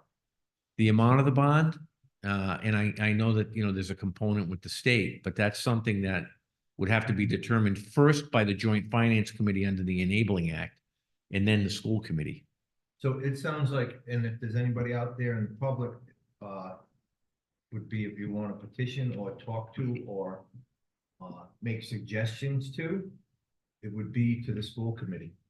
They are the ones basically. In the JFC. And the JFC, they are the ones that are controlling it from here out. So that's where, if you have any other questions or concerns, we'd be glad to hear them here, but as you know, we can't do anything, but if you express your concerns over the cost and everything to the school committee and the JFC members, hopefully they will, hear what you're saying and possibly. Those are the only two bodies that can take action. Correct. Now, there's just one of the other question that comes up, and I've been speaking with Mr. Latham on this. There is a limitation on the amount of bond debt that a town can take by statute. And that is 3% of your, I call it the rateable tax base. I'm not so sure that's the correct term. But Chris is going to give me that amount for the town so that you can make a determination from there. That's actually something that the Auditor General wants, as well as our bond counsel. Okay. So as you can see, a lot of work has gone into this. If you have any other questions, I'd be happy to answer them. We have a question from the public. Please come forward, state your name. John Martin, 15 Bradbury Street. It occurs to me that when people vote and they approved line items for the school committee, they don't maybe understand what the budgetary impact on Warren is going to be. They just look at it and say, oh, I'm in favor of education, check, check, check, check, check, give the schools everything they need. And maybe we could put out a little bit of voter education prior to elections happening that, the Warren Town Council wants everybody to know that this item will cost the town this, that kind of a educational thing for voters before they That hit was the done polls. for this referendum. It was put out by the school committee and they actually broke it down to what the average taxes would go up. The bad timing aspect was the settlement of the case. All right. I did have one other thought earlier, is that this gentleman was wondering how he was going to reconcile those budget areas. I think you should call in for an FBI forensic audit Because there was mention of a woman who put in a line item of like 1 point something million that was real fluffy with no real itemization in the No, it was- town manager. Yeah, no, report. that was part of the. 451,000. It was the previous treasurer and she could do it that way. She could do it that Yeah. way, but where'd the money go? Well, it's itemized. It's itemized. That's not a mystery. And we had a forensic audit done. Yeah. That's what we're gonna have a We'll hear report next done month. next month. As long as it's been a good audit. Yeah, Oh, yeah. well, this audit company is I'm just- very thorough. I'm not complaining about it. No, because this is a we hear beautiful place. I pay a lot of money in taxes to live here, and I don't like to see them go out the window for a $5 million settlement and for, that kind of stuff, and still have my road be a pothole. Unfortunately, we have no control. Yeah, it was a over that. lawsuit. 5 million It could've been a settlement. lot- It could have been a lot. It was a worse. lawsuit. Yeah. Wasn't out the It could have been a window. lot worse. Thank you. You're welcome. Okay. Okay, so we just finished with the solicitor. The traffic commission is next on deck. Here we go. We have the leader of the traffic. Yes, so you recall last month, Senator Phelag and one of the local residents on Market Street came in front of the council asking that for a letter from the town to lower the speed limit on Market Street and to do a study of the speed, because it's inconsistent on north and south on both sides of the street. So after meeting, we decided that the letter that the manager is gonna send to to DOT, we're not recommending that the speed be lower. However, if they want to do their own study and come up with that idea, beyond they can do that. However, we are going to make the recommendation that they do the study because there is inconsistencies on one side of the road compared to the other side of the road. But can't we just recommend it to be 35? No, because we did a study of 50,000 cars and only one of them was doing 70 miles an hour at 3 o'clock in the morning. So we don't think the speed is a big thing. If the DOT does a study and they say, yeah, we're going to lower it, we don't have any objection, but we feel at this time that the town should recommend it at lower than 45. Isn't there an inconsistency along all of Market Street where it goes from 35 to 40 to Right, 35? depending where you are on Market Street, and it And- changes north and south of it. So that's the inconsistency, and that's what we're asking them is to make unify it, exactly, make it Okay. consistent. Yeah, that's kind of. Make it consistent on both With sides. your study of the 50,000 cars, you didn't see any issues with speed. Correct. Right. On 50,000 cars, that's a pretty good size sample. Yeah, absolutely. If DOT decides that with this study that they want to lower, Okay. we can. So I guess we would be looking for a motion to instruct the town manager to send a letter to DOT requesting that they look for symmetry in the speed limits, I guess. would be the We already spoke, consistency. he's already started his letter. Yeah. It's funny, I thought for sure we were gonna lower it. I don't know, I thought slower speeds are better. Apparently, it's not a problem. I guess not. Or as much of a problem as it was reported. It was reported, as yeah. reported. Yeah. Okay, so do we have a motion So for that? moved. We have a motion to instruct the town manager to write a letter to DOT requesting that they look for consistency in the speeds on Market Street. Do we have a second? Second. All in favor? Aye. Okay, next we got parking on Market Street. Right, so this is 242 Market Street. This is from around the corner from Malik's Liquors to the driveway of 242. The person who lives at the house there can't pull out of his driveway because of the vehicle's parking. There's also a large tree. So we are going to ask DOT, that's going to be included in the same letter, to review that, because it's a state road, to review the site to determine whether they should put no parking from the driveway of 242 around the corner to the Malik's Liquors out. I guess we need a motion to include that in this previous. So letter. moved. Motion, Second. all in favor? Aye. And last is discussion and action regarding the parking on Water Street. So the other one is Specifically, so there's Kelly McMillan's driveway. Yeah. Across from Blount Seafood.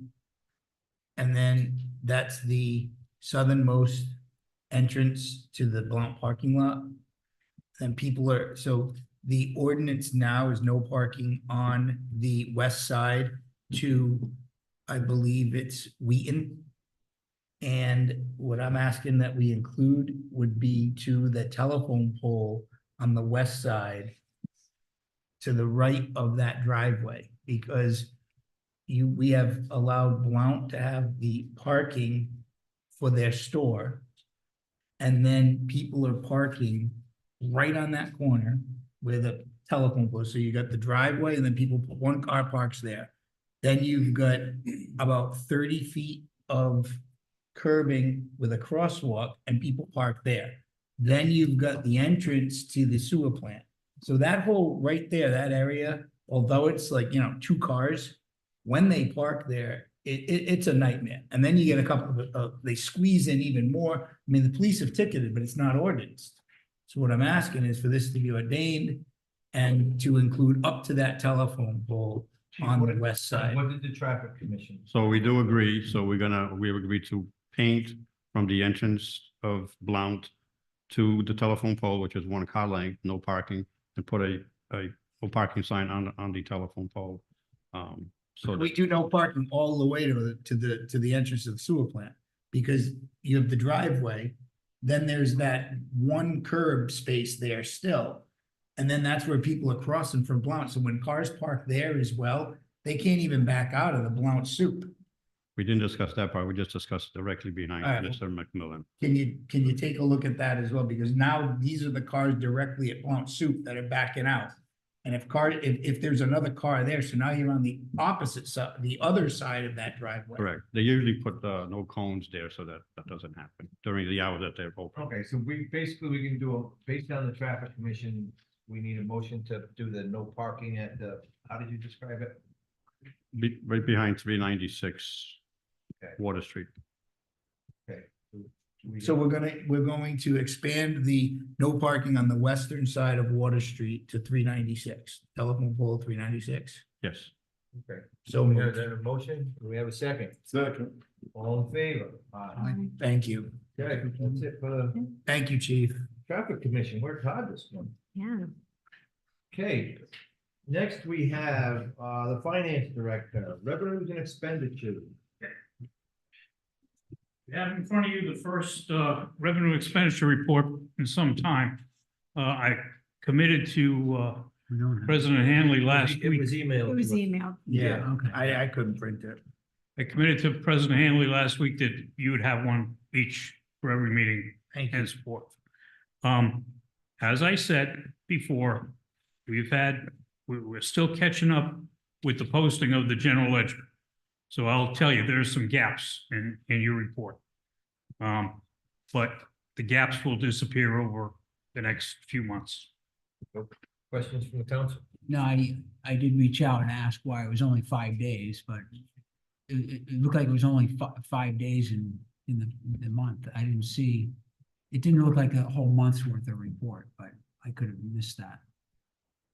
I don't, Okay, I'll check it. all right, Okay. thank you. Okay, next on the agenda is the tax assessor, Chris, Good evening. good evening. So the 3 abatements that you see on the agenda, this is for a property is, I think it was 4 parcels that were donated to the town back in 2010.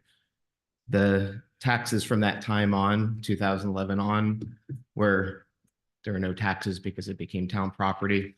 It's more of a bookkeeping issue. They should have been abated back in 2010, and there were a couple of years prior that taxpayer was not paying their taxes. But once the town took ownership of that property, we should have absorbed that. So it's Okay. really more of a bookkeeping to get it off our old tax rolls, to make the abatements of, Well, this is off of Seymour Street, yeah, Kenyon Lane. Central Street, and Yeah. there's like a paper street off of Vernon. Yeah, that's where it is. There's some like drainage property that they wanted to give. Right. and It's not really buildable land. It's, I think, Okay, can we have a motion? George Toasty had that. Exactly, Done yep. A while ago. that's what it was. Motion to approve. Second. Motion and a second, all in favor? Aye. Aye. Thanks. Great. Okay, next we're to the town planner, number one, Herb, you're up. Presentation and discussion, and oh boy, has he got your paperwork. Just the scary. This is on the status of the Bristol County Route 114 resiliency plan. Just, this is a general update, basically speaking for all of Bristol County, Barrington, Bristol, and Warren. The state is undertaking a resiliency study on Route 114. There are, based on the work that's been going on, there are 7 areas that have been specifically identified with regard to the resiliency aspect of Route 114, because it is one of our major routes, especially including evacuation in case of storms and all that. Of the 7 top groupings that have come out, Warren has one of them. And actually it scores pretty highly in the overall assessment of all those that have gone over the threshold. That particular area is essentially in front of the gateway area before you take the first bridge over to Barrington. That area frequently floods from that standpoint, and probably is going to continue to flood unless there may be some level of work that's done in that particular area. And this particular study is intended to help identify those particular areas, and then it will move probably to RIDOT to decide what will be the actual projects that may be involved with regard to dealing with the resiliency of the 7 areas that we're talking about in Bristol County. They do have a vulnerability set of measurements that they've been putting together. Each of the 3 communities has been participating in the process. I would say we're probably effectively over halfway done with regard to the work that needs to be done. What we're trying to do now is, and Fuss and O'Neill is the selected consultant for the state. And it is being done through, believe it or not, the Office of Statewide Planning and not RIDOT. So it's being done at the appropriate level now in the planning stage, and then we'll move into the implementation. But the work that will come out of that, there will be some public hearings that are coming up. A couple of those were in your meeting packet. And then we do, if people are interested, we do have a Route 114 resiliency plan section of the town webpage that people can go to and find the information that's there to date. Also, the state has set up a Route 114 resiliency webpage, and that's regularly being updated. Each of the communities will have about 2 public hearings. The 2 that will be in Warren specifically will be in October of this year and January of next year. So the Barrington and Bristol public hearings will be before that timeframe. So we're sort of at the tail end of the process. But each of the public hearings will be broadcast live so that people can participate from each of the particular communities, though each of the communities is going to share in the actual live in-person locations. Input from communities just about these resiliency issues on their experience with it. Yep. What we'll be looking for is input on the vulnerability. I can't say the word tonight. Vulnerability criteria, the particular locations, any other aspect of the studies. We're looking for that particular input.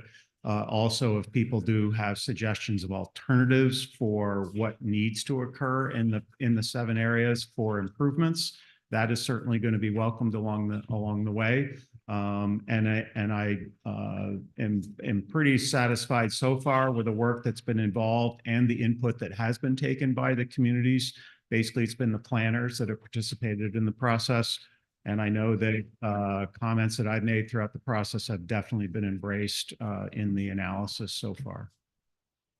And I know it's late, so if there's particular questions, I'm happy to answer that. I'm more than happy to take questions from the public, who may be listening, or from the council if you have stuff after the particular meeting, and I can, get answers for you as best as I can. Thank you. Okay. Okay, next we have the discussion and update on the marker at the Electors Corner. So I always like good news, and this is a result of obviously some bad news from the past with the loss of some life. But basically, you may have noticed that in front of Delecta's, the state has marked off the roadway. So the improvements that were planned for prior to my time here are going to be undertaken this summer. The RICON has been selected by RIDOT to do the construction work. On the side, you may recall that this intersection has been called Delecta's Corner under statute now. And one of the monument company behind the Warren Monument Company has actually put together for us a design for a flush-mounted sidewalk monument. And I'll show it to everybody, but essentially it's going to be right in front of Delecta's. Yes, it was in. Has to be this way though. No, it's going to be the other way, because when you're pointed that way, you're reading it from that standpoint. It's not as though you're coming out of the drugstore, it's though you're going in. But that's not it, so. Carrie, John. Delecta's Corner. The corner would be on Joy Street. Delecta's is on Main. But if you're looking at it from. This- So if we're looking at it this way. It's going to be installed right on, basically in front. So the idea is. Front of the store looking at it. Right. You read from left to right. Yeah. But this is, Standing in the corner. You're on a sidewalk crossing, it's gonna be backwards. this is Joyce Street here, this is Main Street here, so if the door to Delecta's is right here. If you're going this way, it'll be backwards if you go the other way. I'm asking you. So what I'm saying is, the way I'm seeing this is where Delecta's is right Correct. here. This is their door right here. So they're gonna walk out the door, or if somebody's coming down Main Street this way or they're on Joy Street, the word Delecta is there and the word corner is there On Main. on So it's Main. upside down if you're standing on Main Street. I don't know that there is a way to. Make it look good from all three, all Wouldn't you? four want- directions. I'm critical because it's gonna be literally set in stone. Wouldn't you want to be standing at the crosswalk, looking at the word Delecta's? So you'd like to and then see, Corner? I'm respectfully disagreeing with you, but Alright. it's for your guys' decision to make. but you How are you prefer seeing it? the word Delecta here, or Yeah. Delecta to be here, corner to be here, and Correct. for it to read Delecta's. DEL that way. Right. What I thought when I brought it down to the. All I'm doing is I'm looking at the store. Right. You read left to right, Delecta's Corner, trying to Well, embrace the you corner know, with a corner You're piece. standing in the road, right? Well, you could be standing on the Well, sidewalk. In front of the old Adams. It'll be Jesse's building. but it'll be behind your back if you're standing on the sidewalk. No, if you're coming into the building or facing that building, I guess is from, you're talking about when you're facing the building. Mhm. Essentially, the It's facing. gonna be on the curb edge of the road, right? No, it's going to be in the sidewalk.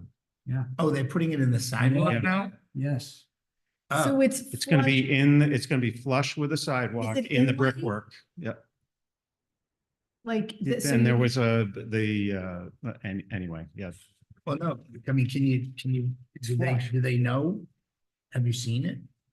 The monument itself. I thought it was just gonna be the word Delecta's on one stone and then the word corner on the other. I think that's See, what it is. We've gone through Right. several iterations of. This was before they were doing the work there. Yeah. So Okay. before they were doing the work there, we were just gonna have DPW take up the bricks. Mhm. And they were gonna inlay 2 pieces of granite. Mhm. So maybe that is kind of then since we had the original idea years ago, the state informed us that they were redoing that crosswalk area. Right. So I don't care. I'm basically illiterate, so I don't even know, that's why I leave it up to my editorials to editors. Anthony, John. Anthony. Is it possible to actually lay it out before it's done? Mhm. On the street, in other words, kind of like a demonstrator, just put it down, It's just on a piece of cardboard. like a cardboard or Sure. whatever, just to say this is what it's gonna look like, so you can take a look at it. Sure. That's probably the best. Yeah, I'm happy to do that. Okay. So Okay. at any rate, that took longer than I thought it would take, but I think it's nice that Set in it's, stone. yeah, no, I get it. But it's nice that it's coming to fruition. Yeah. That's the key for tonight. Yay. Right. Yeah. Thanks. Way to go, Joe. Okay, number 3, discussion and action on a What I proposed do with plus that financial Yeah, agreement. sheesh. Okay, Poor cats. so this one, They don't even own the building. this one has been hard to deal with because a lot of this happened before I got here, but essentially there are quite a few outstanding invoices with regard to Fuss and O'Neill, our on-call engineer and a go-to entity that we have a real nice mutual relationship with through the particular years. But going back to including fiscal year 20, there's some outstanding invoices. We could spend $1 million. I cannot answer directly any questions as to why. All I know is that I have received information from Fuss and O'Neill's accounts receivable information that shows they're outstanding. I have gone through our accounts payable and budget stuff myself. And I've had Betty Johnson go through all of our requisitions and everything from that standpoint. There were a couple that I did find that had been paid. But for the most part, there's about $52,000 that has not been paid. What I was able to do, given the relationship that we have with Fuss and O'Neill, is I was able to negotiate a settled amount that's before you of the, I think it's, was it 42? 42, 630. Thank you. 42. Yep. And also to work out an arrangement that we could do that in 4 payments, essentially due within 30 days from the tax payments that are due each. So basically over the period of a year, 4 installments within 30 days after each of the tax payments. I think that the amount is reasonable and fair as a settlement amount, and as well the willingness of them to do payments over a period of time. This has been run up the flag at the highest levels of Fuss and O'Neill, and they're more than happy to work with us on And this. we're aware of these bills now. We know there's documented. I have the actual, not the actual invoices, but a copy of actual invoices that were made from that. I know what the projects were for. They're I- valid, is all I'm saying. Yes, You've they seen them. are. Okay. Correct. Thank you. That's It just kills me because I know the situation that we're in, Yeah. and the projects are projects that we've talked about to a degree, even with me here from that standpoint. Why they were either held or not paid, I just cannot specifically answer that question. I do know that those that were given to the finance department were paid. So in my opinion, these are invoices that are outstanding that may not have been given to the finance department. But there's a listing on page 1 of all these. Yes. Correct. And I have, so if anybody has any questions, I have each individual invoice. And I do have some level of knowledge of each of them in terms of what project it represented and that sort of thing. Great. Okay, so Oh, we know, nice work. do we know which account would these funds be coming from? If we authorize this. ARPA. Unfortunately, we have 1 point amount of Right. money left. ARPA. The specifics, sorry, I'm going to interrupt you for a Yeah. second, Mr. Manager. The specifics of this have not been fully worked out in terms of answering that particular question, but very specifically, I set up the time frame for the 4 payments to be within a reasonable period of time after a tax payment, so that you would be most cash flush, for lack of a better term. Except for the May 31st. Or we can possibly, after the audit, taking a look at what we have in the ARPA funds, just pay it. It's The 40,000. May 31st one, we would have, that payment we have to authorize tonight because we won't be meeting till after May 31st. He's got such a good relationship with these people. If he calls them up and says, look, we're looking at paying you starting in June. How do you feel about that? I'm sure they're not gonna renege on 1 month. One would hope not. I would, but I would say that they have bent over a little bit to allow some funding to go through. But on the same token, if I was their accounts receivable manager, I would have been screaming back in fiscal year 20, why didn't we get Right. paid for I mean, this? they So, didn't find it as soon as said, where are we trying to rectify? I'm sure they realized government moves slow and we right, just got this tonight and we're gonna hopefully be able to pay it right. next month. Yep, I can only ask. Correct. what's the? Next month, we give an answer. You want to continue this to next month? Mr. President, I did look at this through the lens of opera, using the Yeah. American Rescue Plan. I mean, Some of it could be covered by that. Not all of it, because some of these invoices happened prior to this money being allocated. okay, So it's about 29,000 that can be probably assigned to the American Rescue Plan. I believe it falls within the guidelines because it was for sewer, water, those types of things, which that money was first appropriated for Well, sewer and water. So things. we can pay the invoices that are authorized, so to speak. So maybe the Yeah, first. yeah, payment that could be came made in, by the- right. But we can pay the invoices that. we'll pay the $30,000 that we can. and- Continue this, if we continue this to next month, at that time, we'll have the audit, and at that time, the town manager will be able to have the idea of where we're gonna get the funds from. And exactly how much we can pay. Right. But that Using means that. the Using the Fund- op- the- using the op- And then where we're gonna get the other money that we can't use off for. So I give, maybe the two of you could call Fuss and O'Neill and let them know that this is in the works. Yes. We deal with plus money. Yeah. Cool. Oh, Yeah, we're we dealing have- with Brian Court, sorry. Yep, Yeah, we have every intent, it sounds like the council has every intent to pay them, we're just trying to figure out course. where the money's gonna come from. I mean- If necessary, I'm full, just give me some. yeah, they've been Okay. reasonable in the whole process. Heavy hitter. Yeah. All right, that's good. Okay, 3 out of 4. So 4, I've been before you several times trying to get the Jamie Hills Park Restoration Project Phase 3 off the ground. Okay, As such, we now have a formally executed agreement with the Rhode Island Infrastructure Bank for that 1.25 million. That goes with the already awarded and contracted $400,000 grant from SNEP. We still have an outstanding grant for $350,000 of, drawing a blank on the source right now, but it's the Narragansett Bay Watershed Fund. What I have negotiated with Reeve as part of the agreement that we did is that the $122,000 scope of work to do the final design, the permitting, coordination with Rhode Island Energy, and putting together the bid documentation does not have to go with regard to the match portion. And Reeve is willing to make the payments directly to Fuss and O'Neill without anything having to go through the town.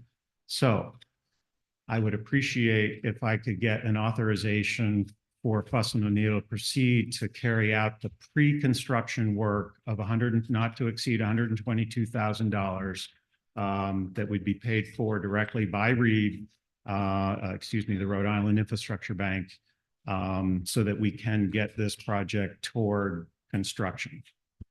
And then that should also, we should hear on that third grant, within the time frame of the work being conducted in the pre-construction standpoint.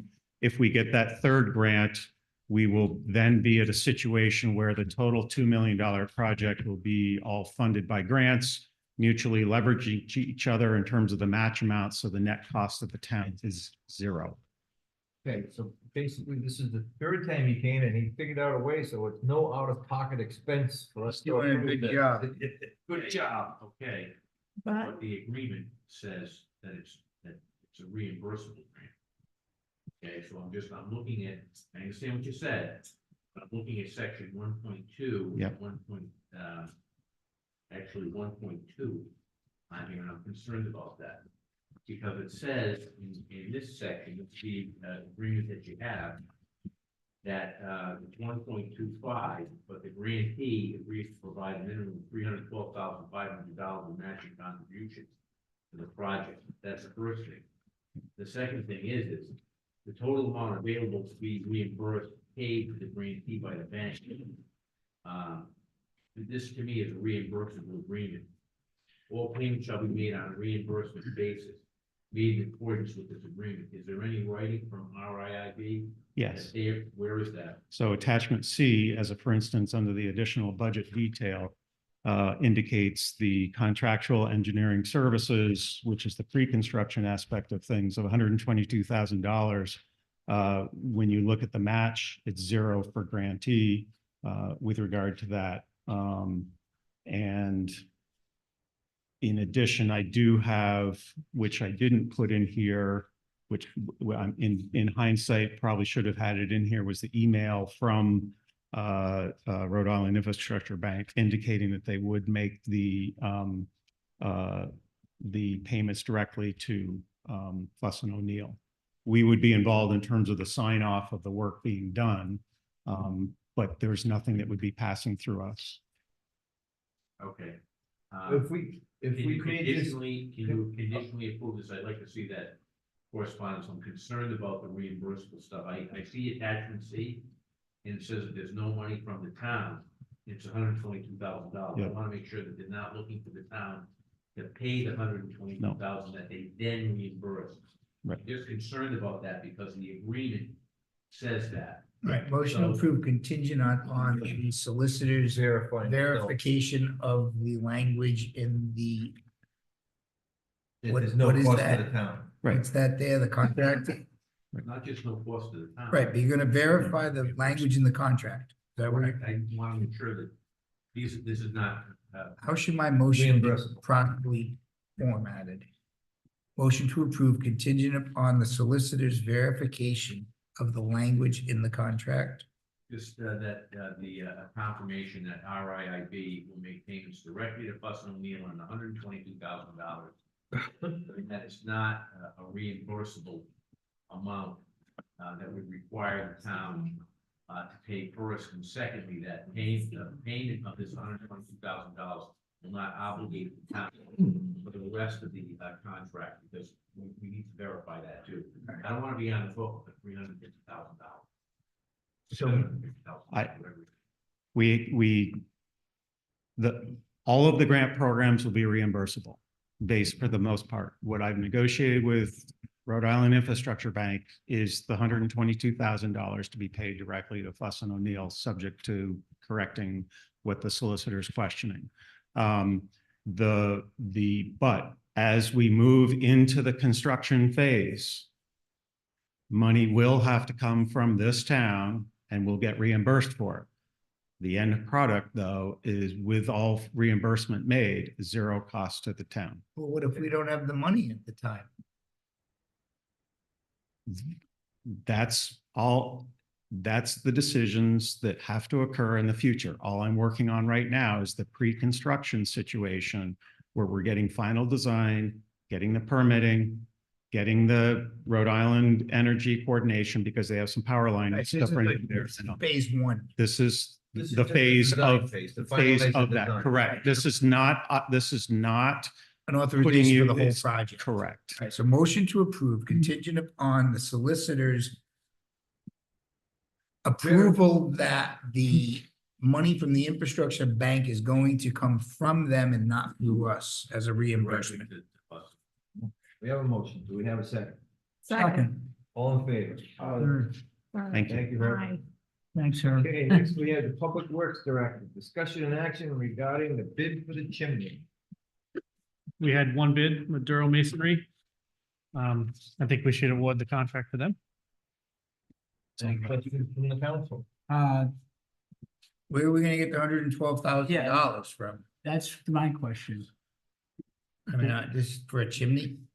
This is for the chimney. We had talked about ARPA funds for this as well, so I believe that was.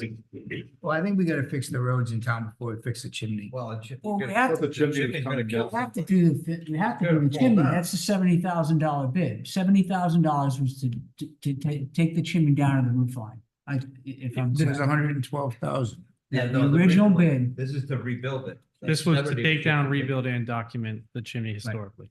So this is part of the problem that we have with the chimney right now is it has to be fixed according to the insurance company or we'll be in bigger issues. So But we're we have taken ourselves out of liability problem with staging that's over there, correct? I mean, so nobody's gonna get hit with a brick as of right this moment. Correct, but every day we wait, we're losing the reimbursement money from the insurance company. So if you go past a certain amount, they're only gonna give you 80% back, 60% back for what the work has already been done. So there's a timeline, There okay. is a timeline on that, plus they have already threatened to look at keeping us on board if we don't fix the chimney because of the multiple issues with it. All the leaks and all this issue. And it's actually, it's in a dangerous condition. Something, we have to do something with it. I mean, that staging's there and it's nice. It may handle a brick or two It that will, falls off the chimney. If that entire chimney comes down, that staging ain't gonna do anything. So, but it sounds to me like there might be a possibility to actually refurbish this thing. This bid is to take it down and rebuild it to historic accuracy to what we have now, to keep everything the same. So this is to take it down and then rebuild it. This is the whole 9 yards. I understand, you're right, Yeah. but there's there's a $70,000 difference, so I guess that's the question is where's the $112,000 gonna come from? And I think somebody wants to speak to that, but Yeah. Let's see into the first question, 112,000.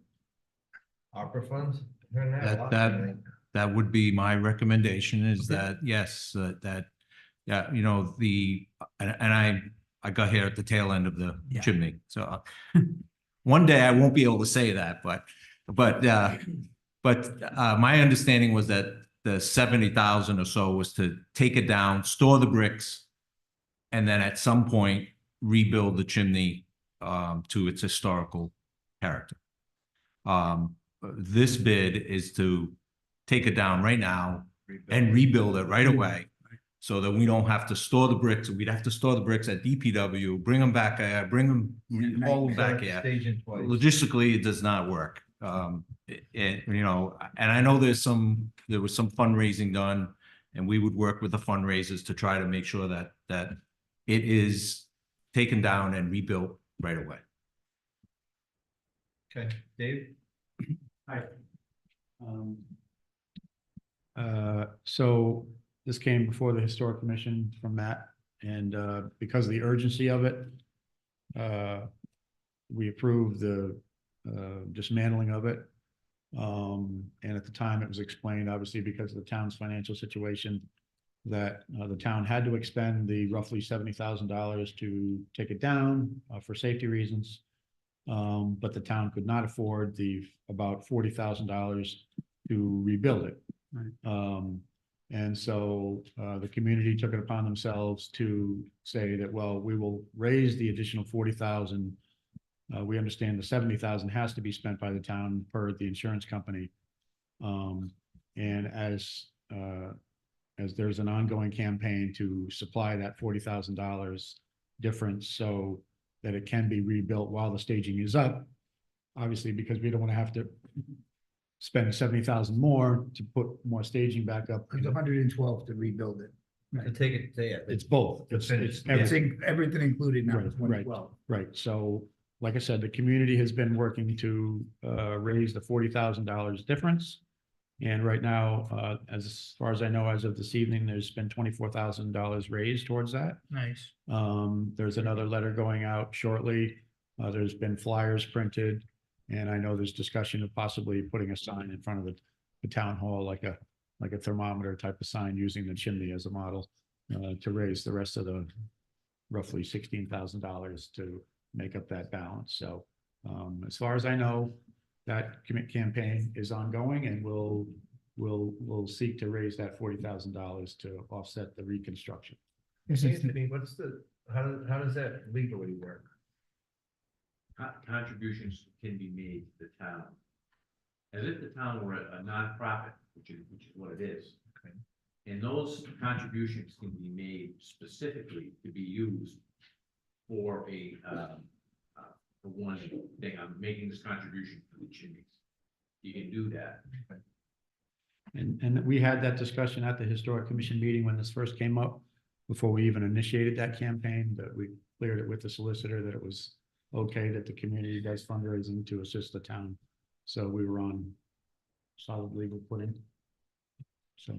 I guess the question now is, you know, do we have time to wait to finish the funding? Because how long is that going to take? And Well, we've never asked for any of the proceedings to be held up for the fundraising, so whatever timetable the town feels is necessary has to go forward based on safety, insurance. So whatever comes in, we'll just reimburse. the Whatever, general whatever fund. we're gonna do, if we're gonna just do the takedown or the takedown and the rebuild, we gotta stop right away. Well, we gotta The do the- Chimney's in a bad spot. If we're in agreement to rebuild it, we have to do it all at once. Yeah. So I'm saying, if we, and this money we have to find, otherwise that chimney's gonna come down and we could be even in. Well, now we have 1.1 million left.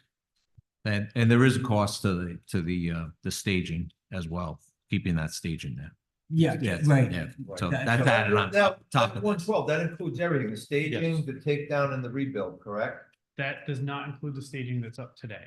Right, no, That I mean, staging is separate. but right, the this- staging for them to do the repairs is included in that 112? Yes. Yeah, I think we've gotta authorize this, it's. Is this company a good company?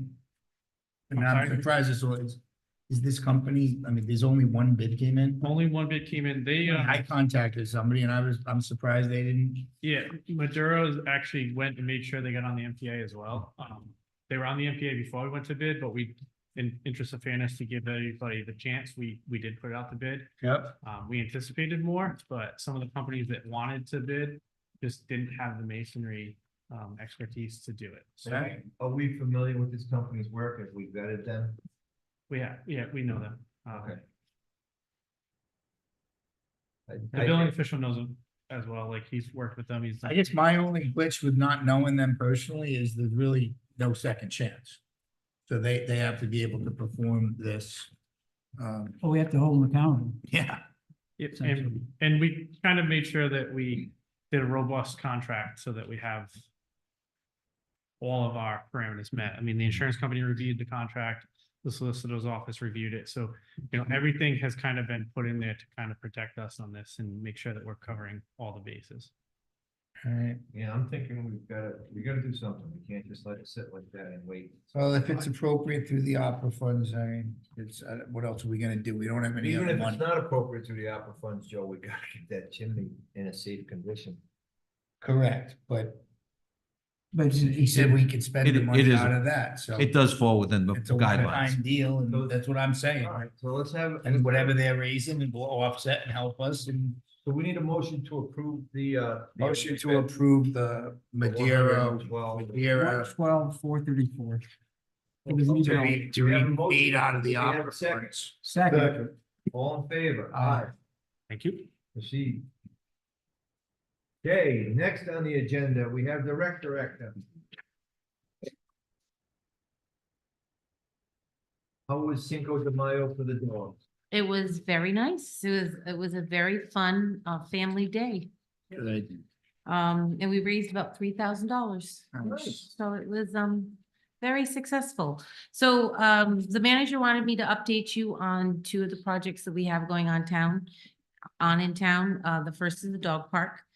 Stage 1 has basically been complete. The DPW has been very, good in helping us out with all of that. We currently have a balance of about $9,000. So we want to start working on stage 2. We have a group of volunteers that we meet regularly to discuss all of the ideas and the activities.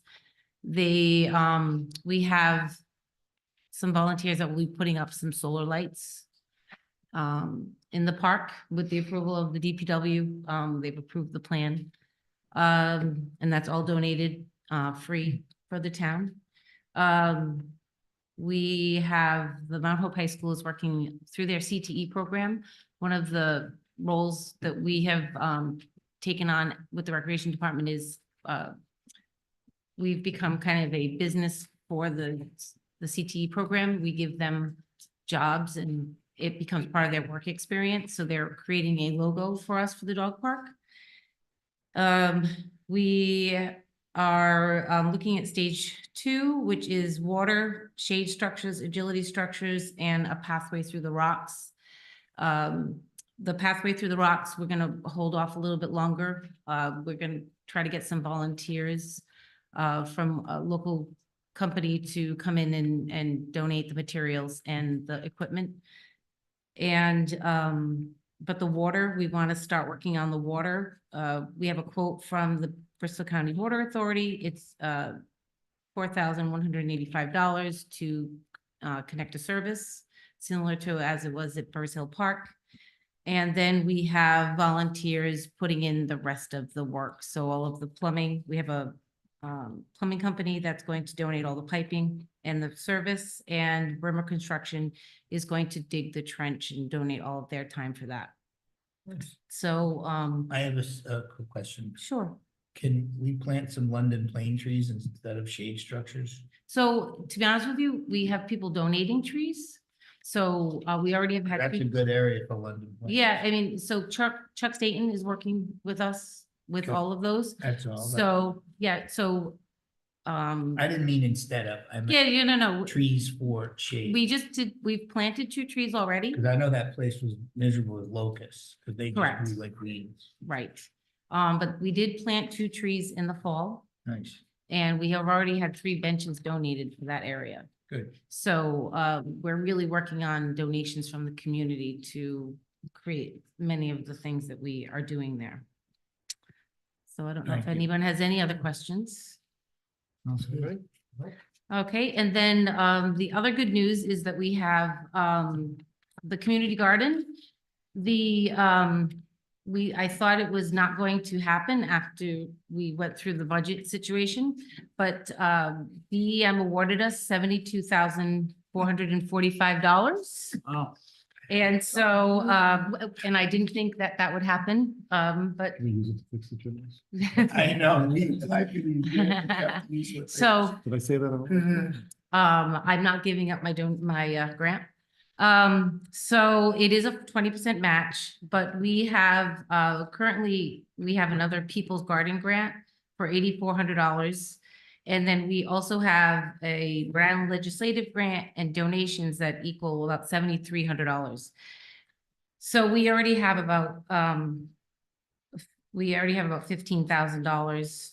And then That can be used for the matching fund. correct, plus in-kind service can be counted as towards All right, the. nice. So in-kind service, and much of this job will be in-kind service, because the community group that is investing in the And any- community garden will be building it. And any work DPW does Correct. is in kind as well. And Brian is so excited.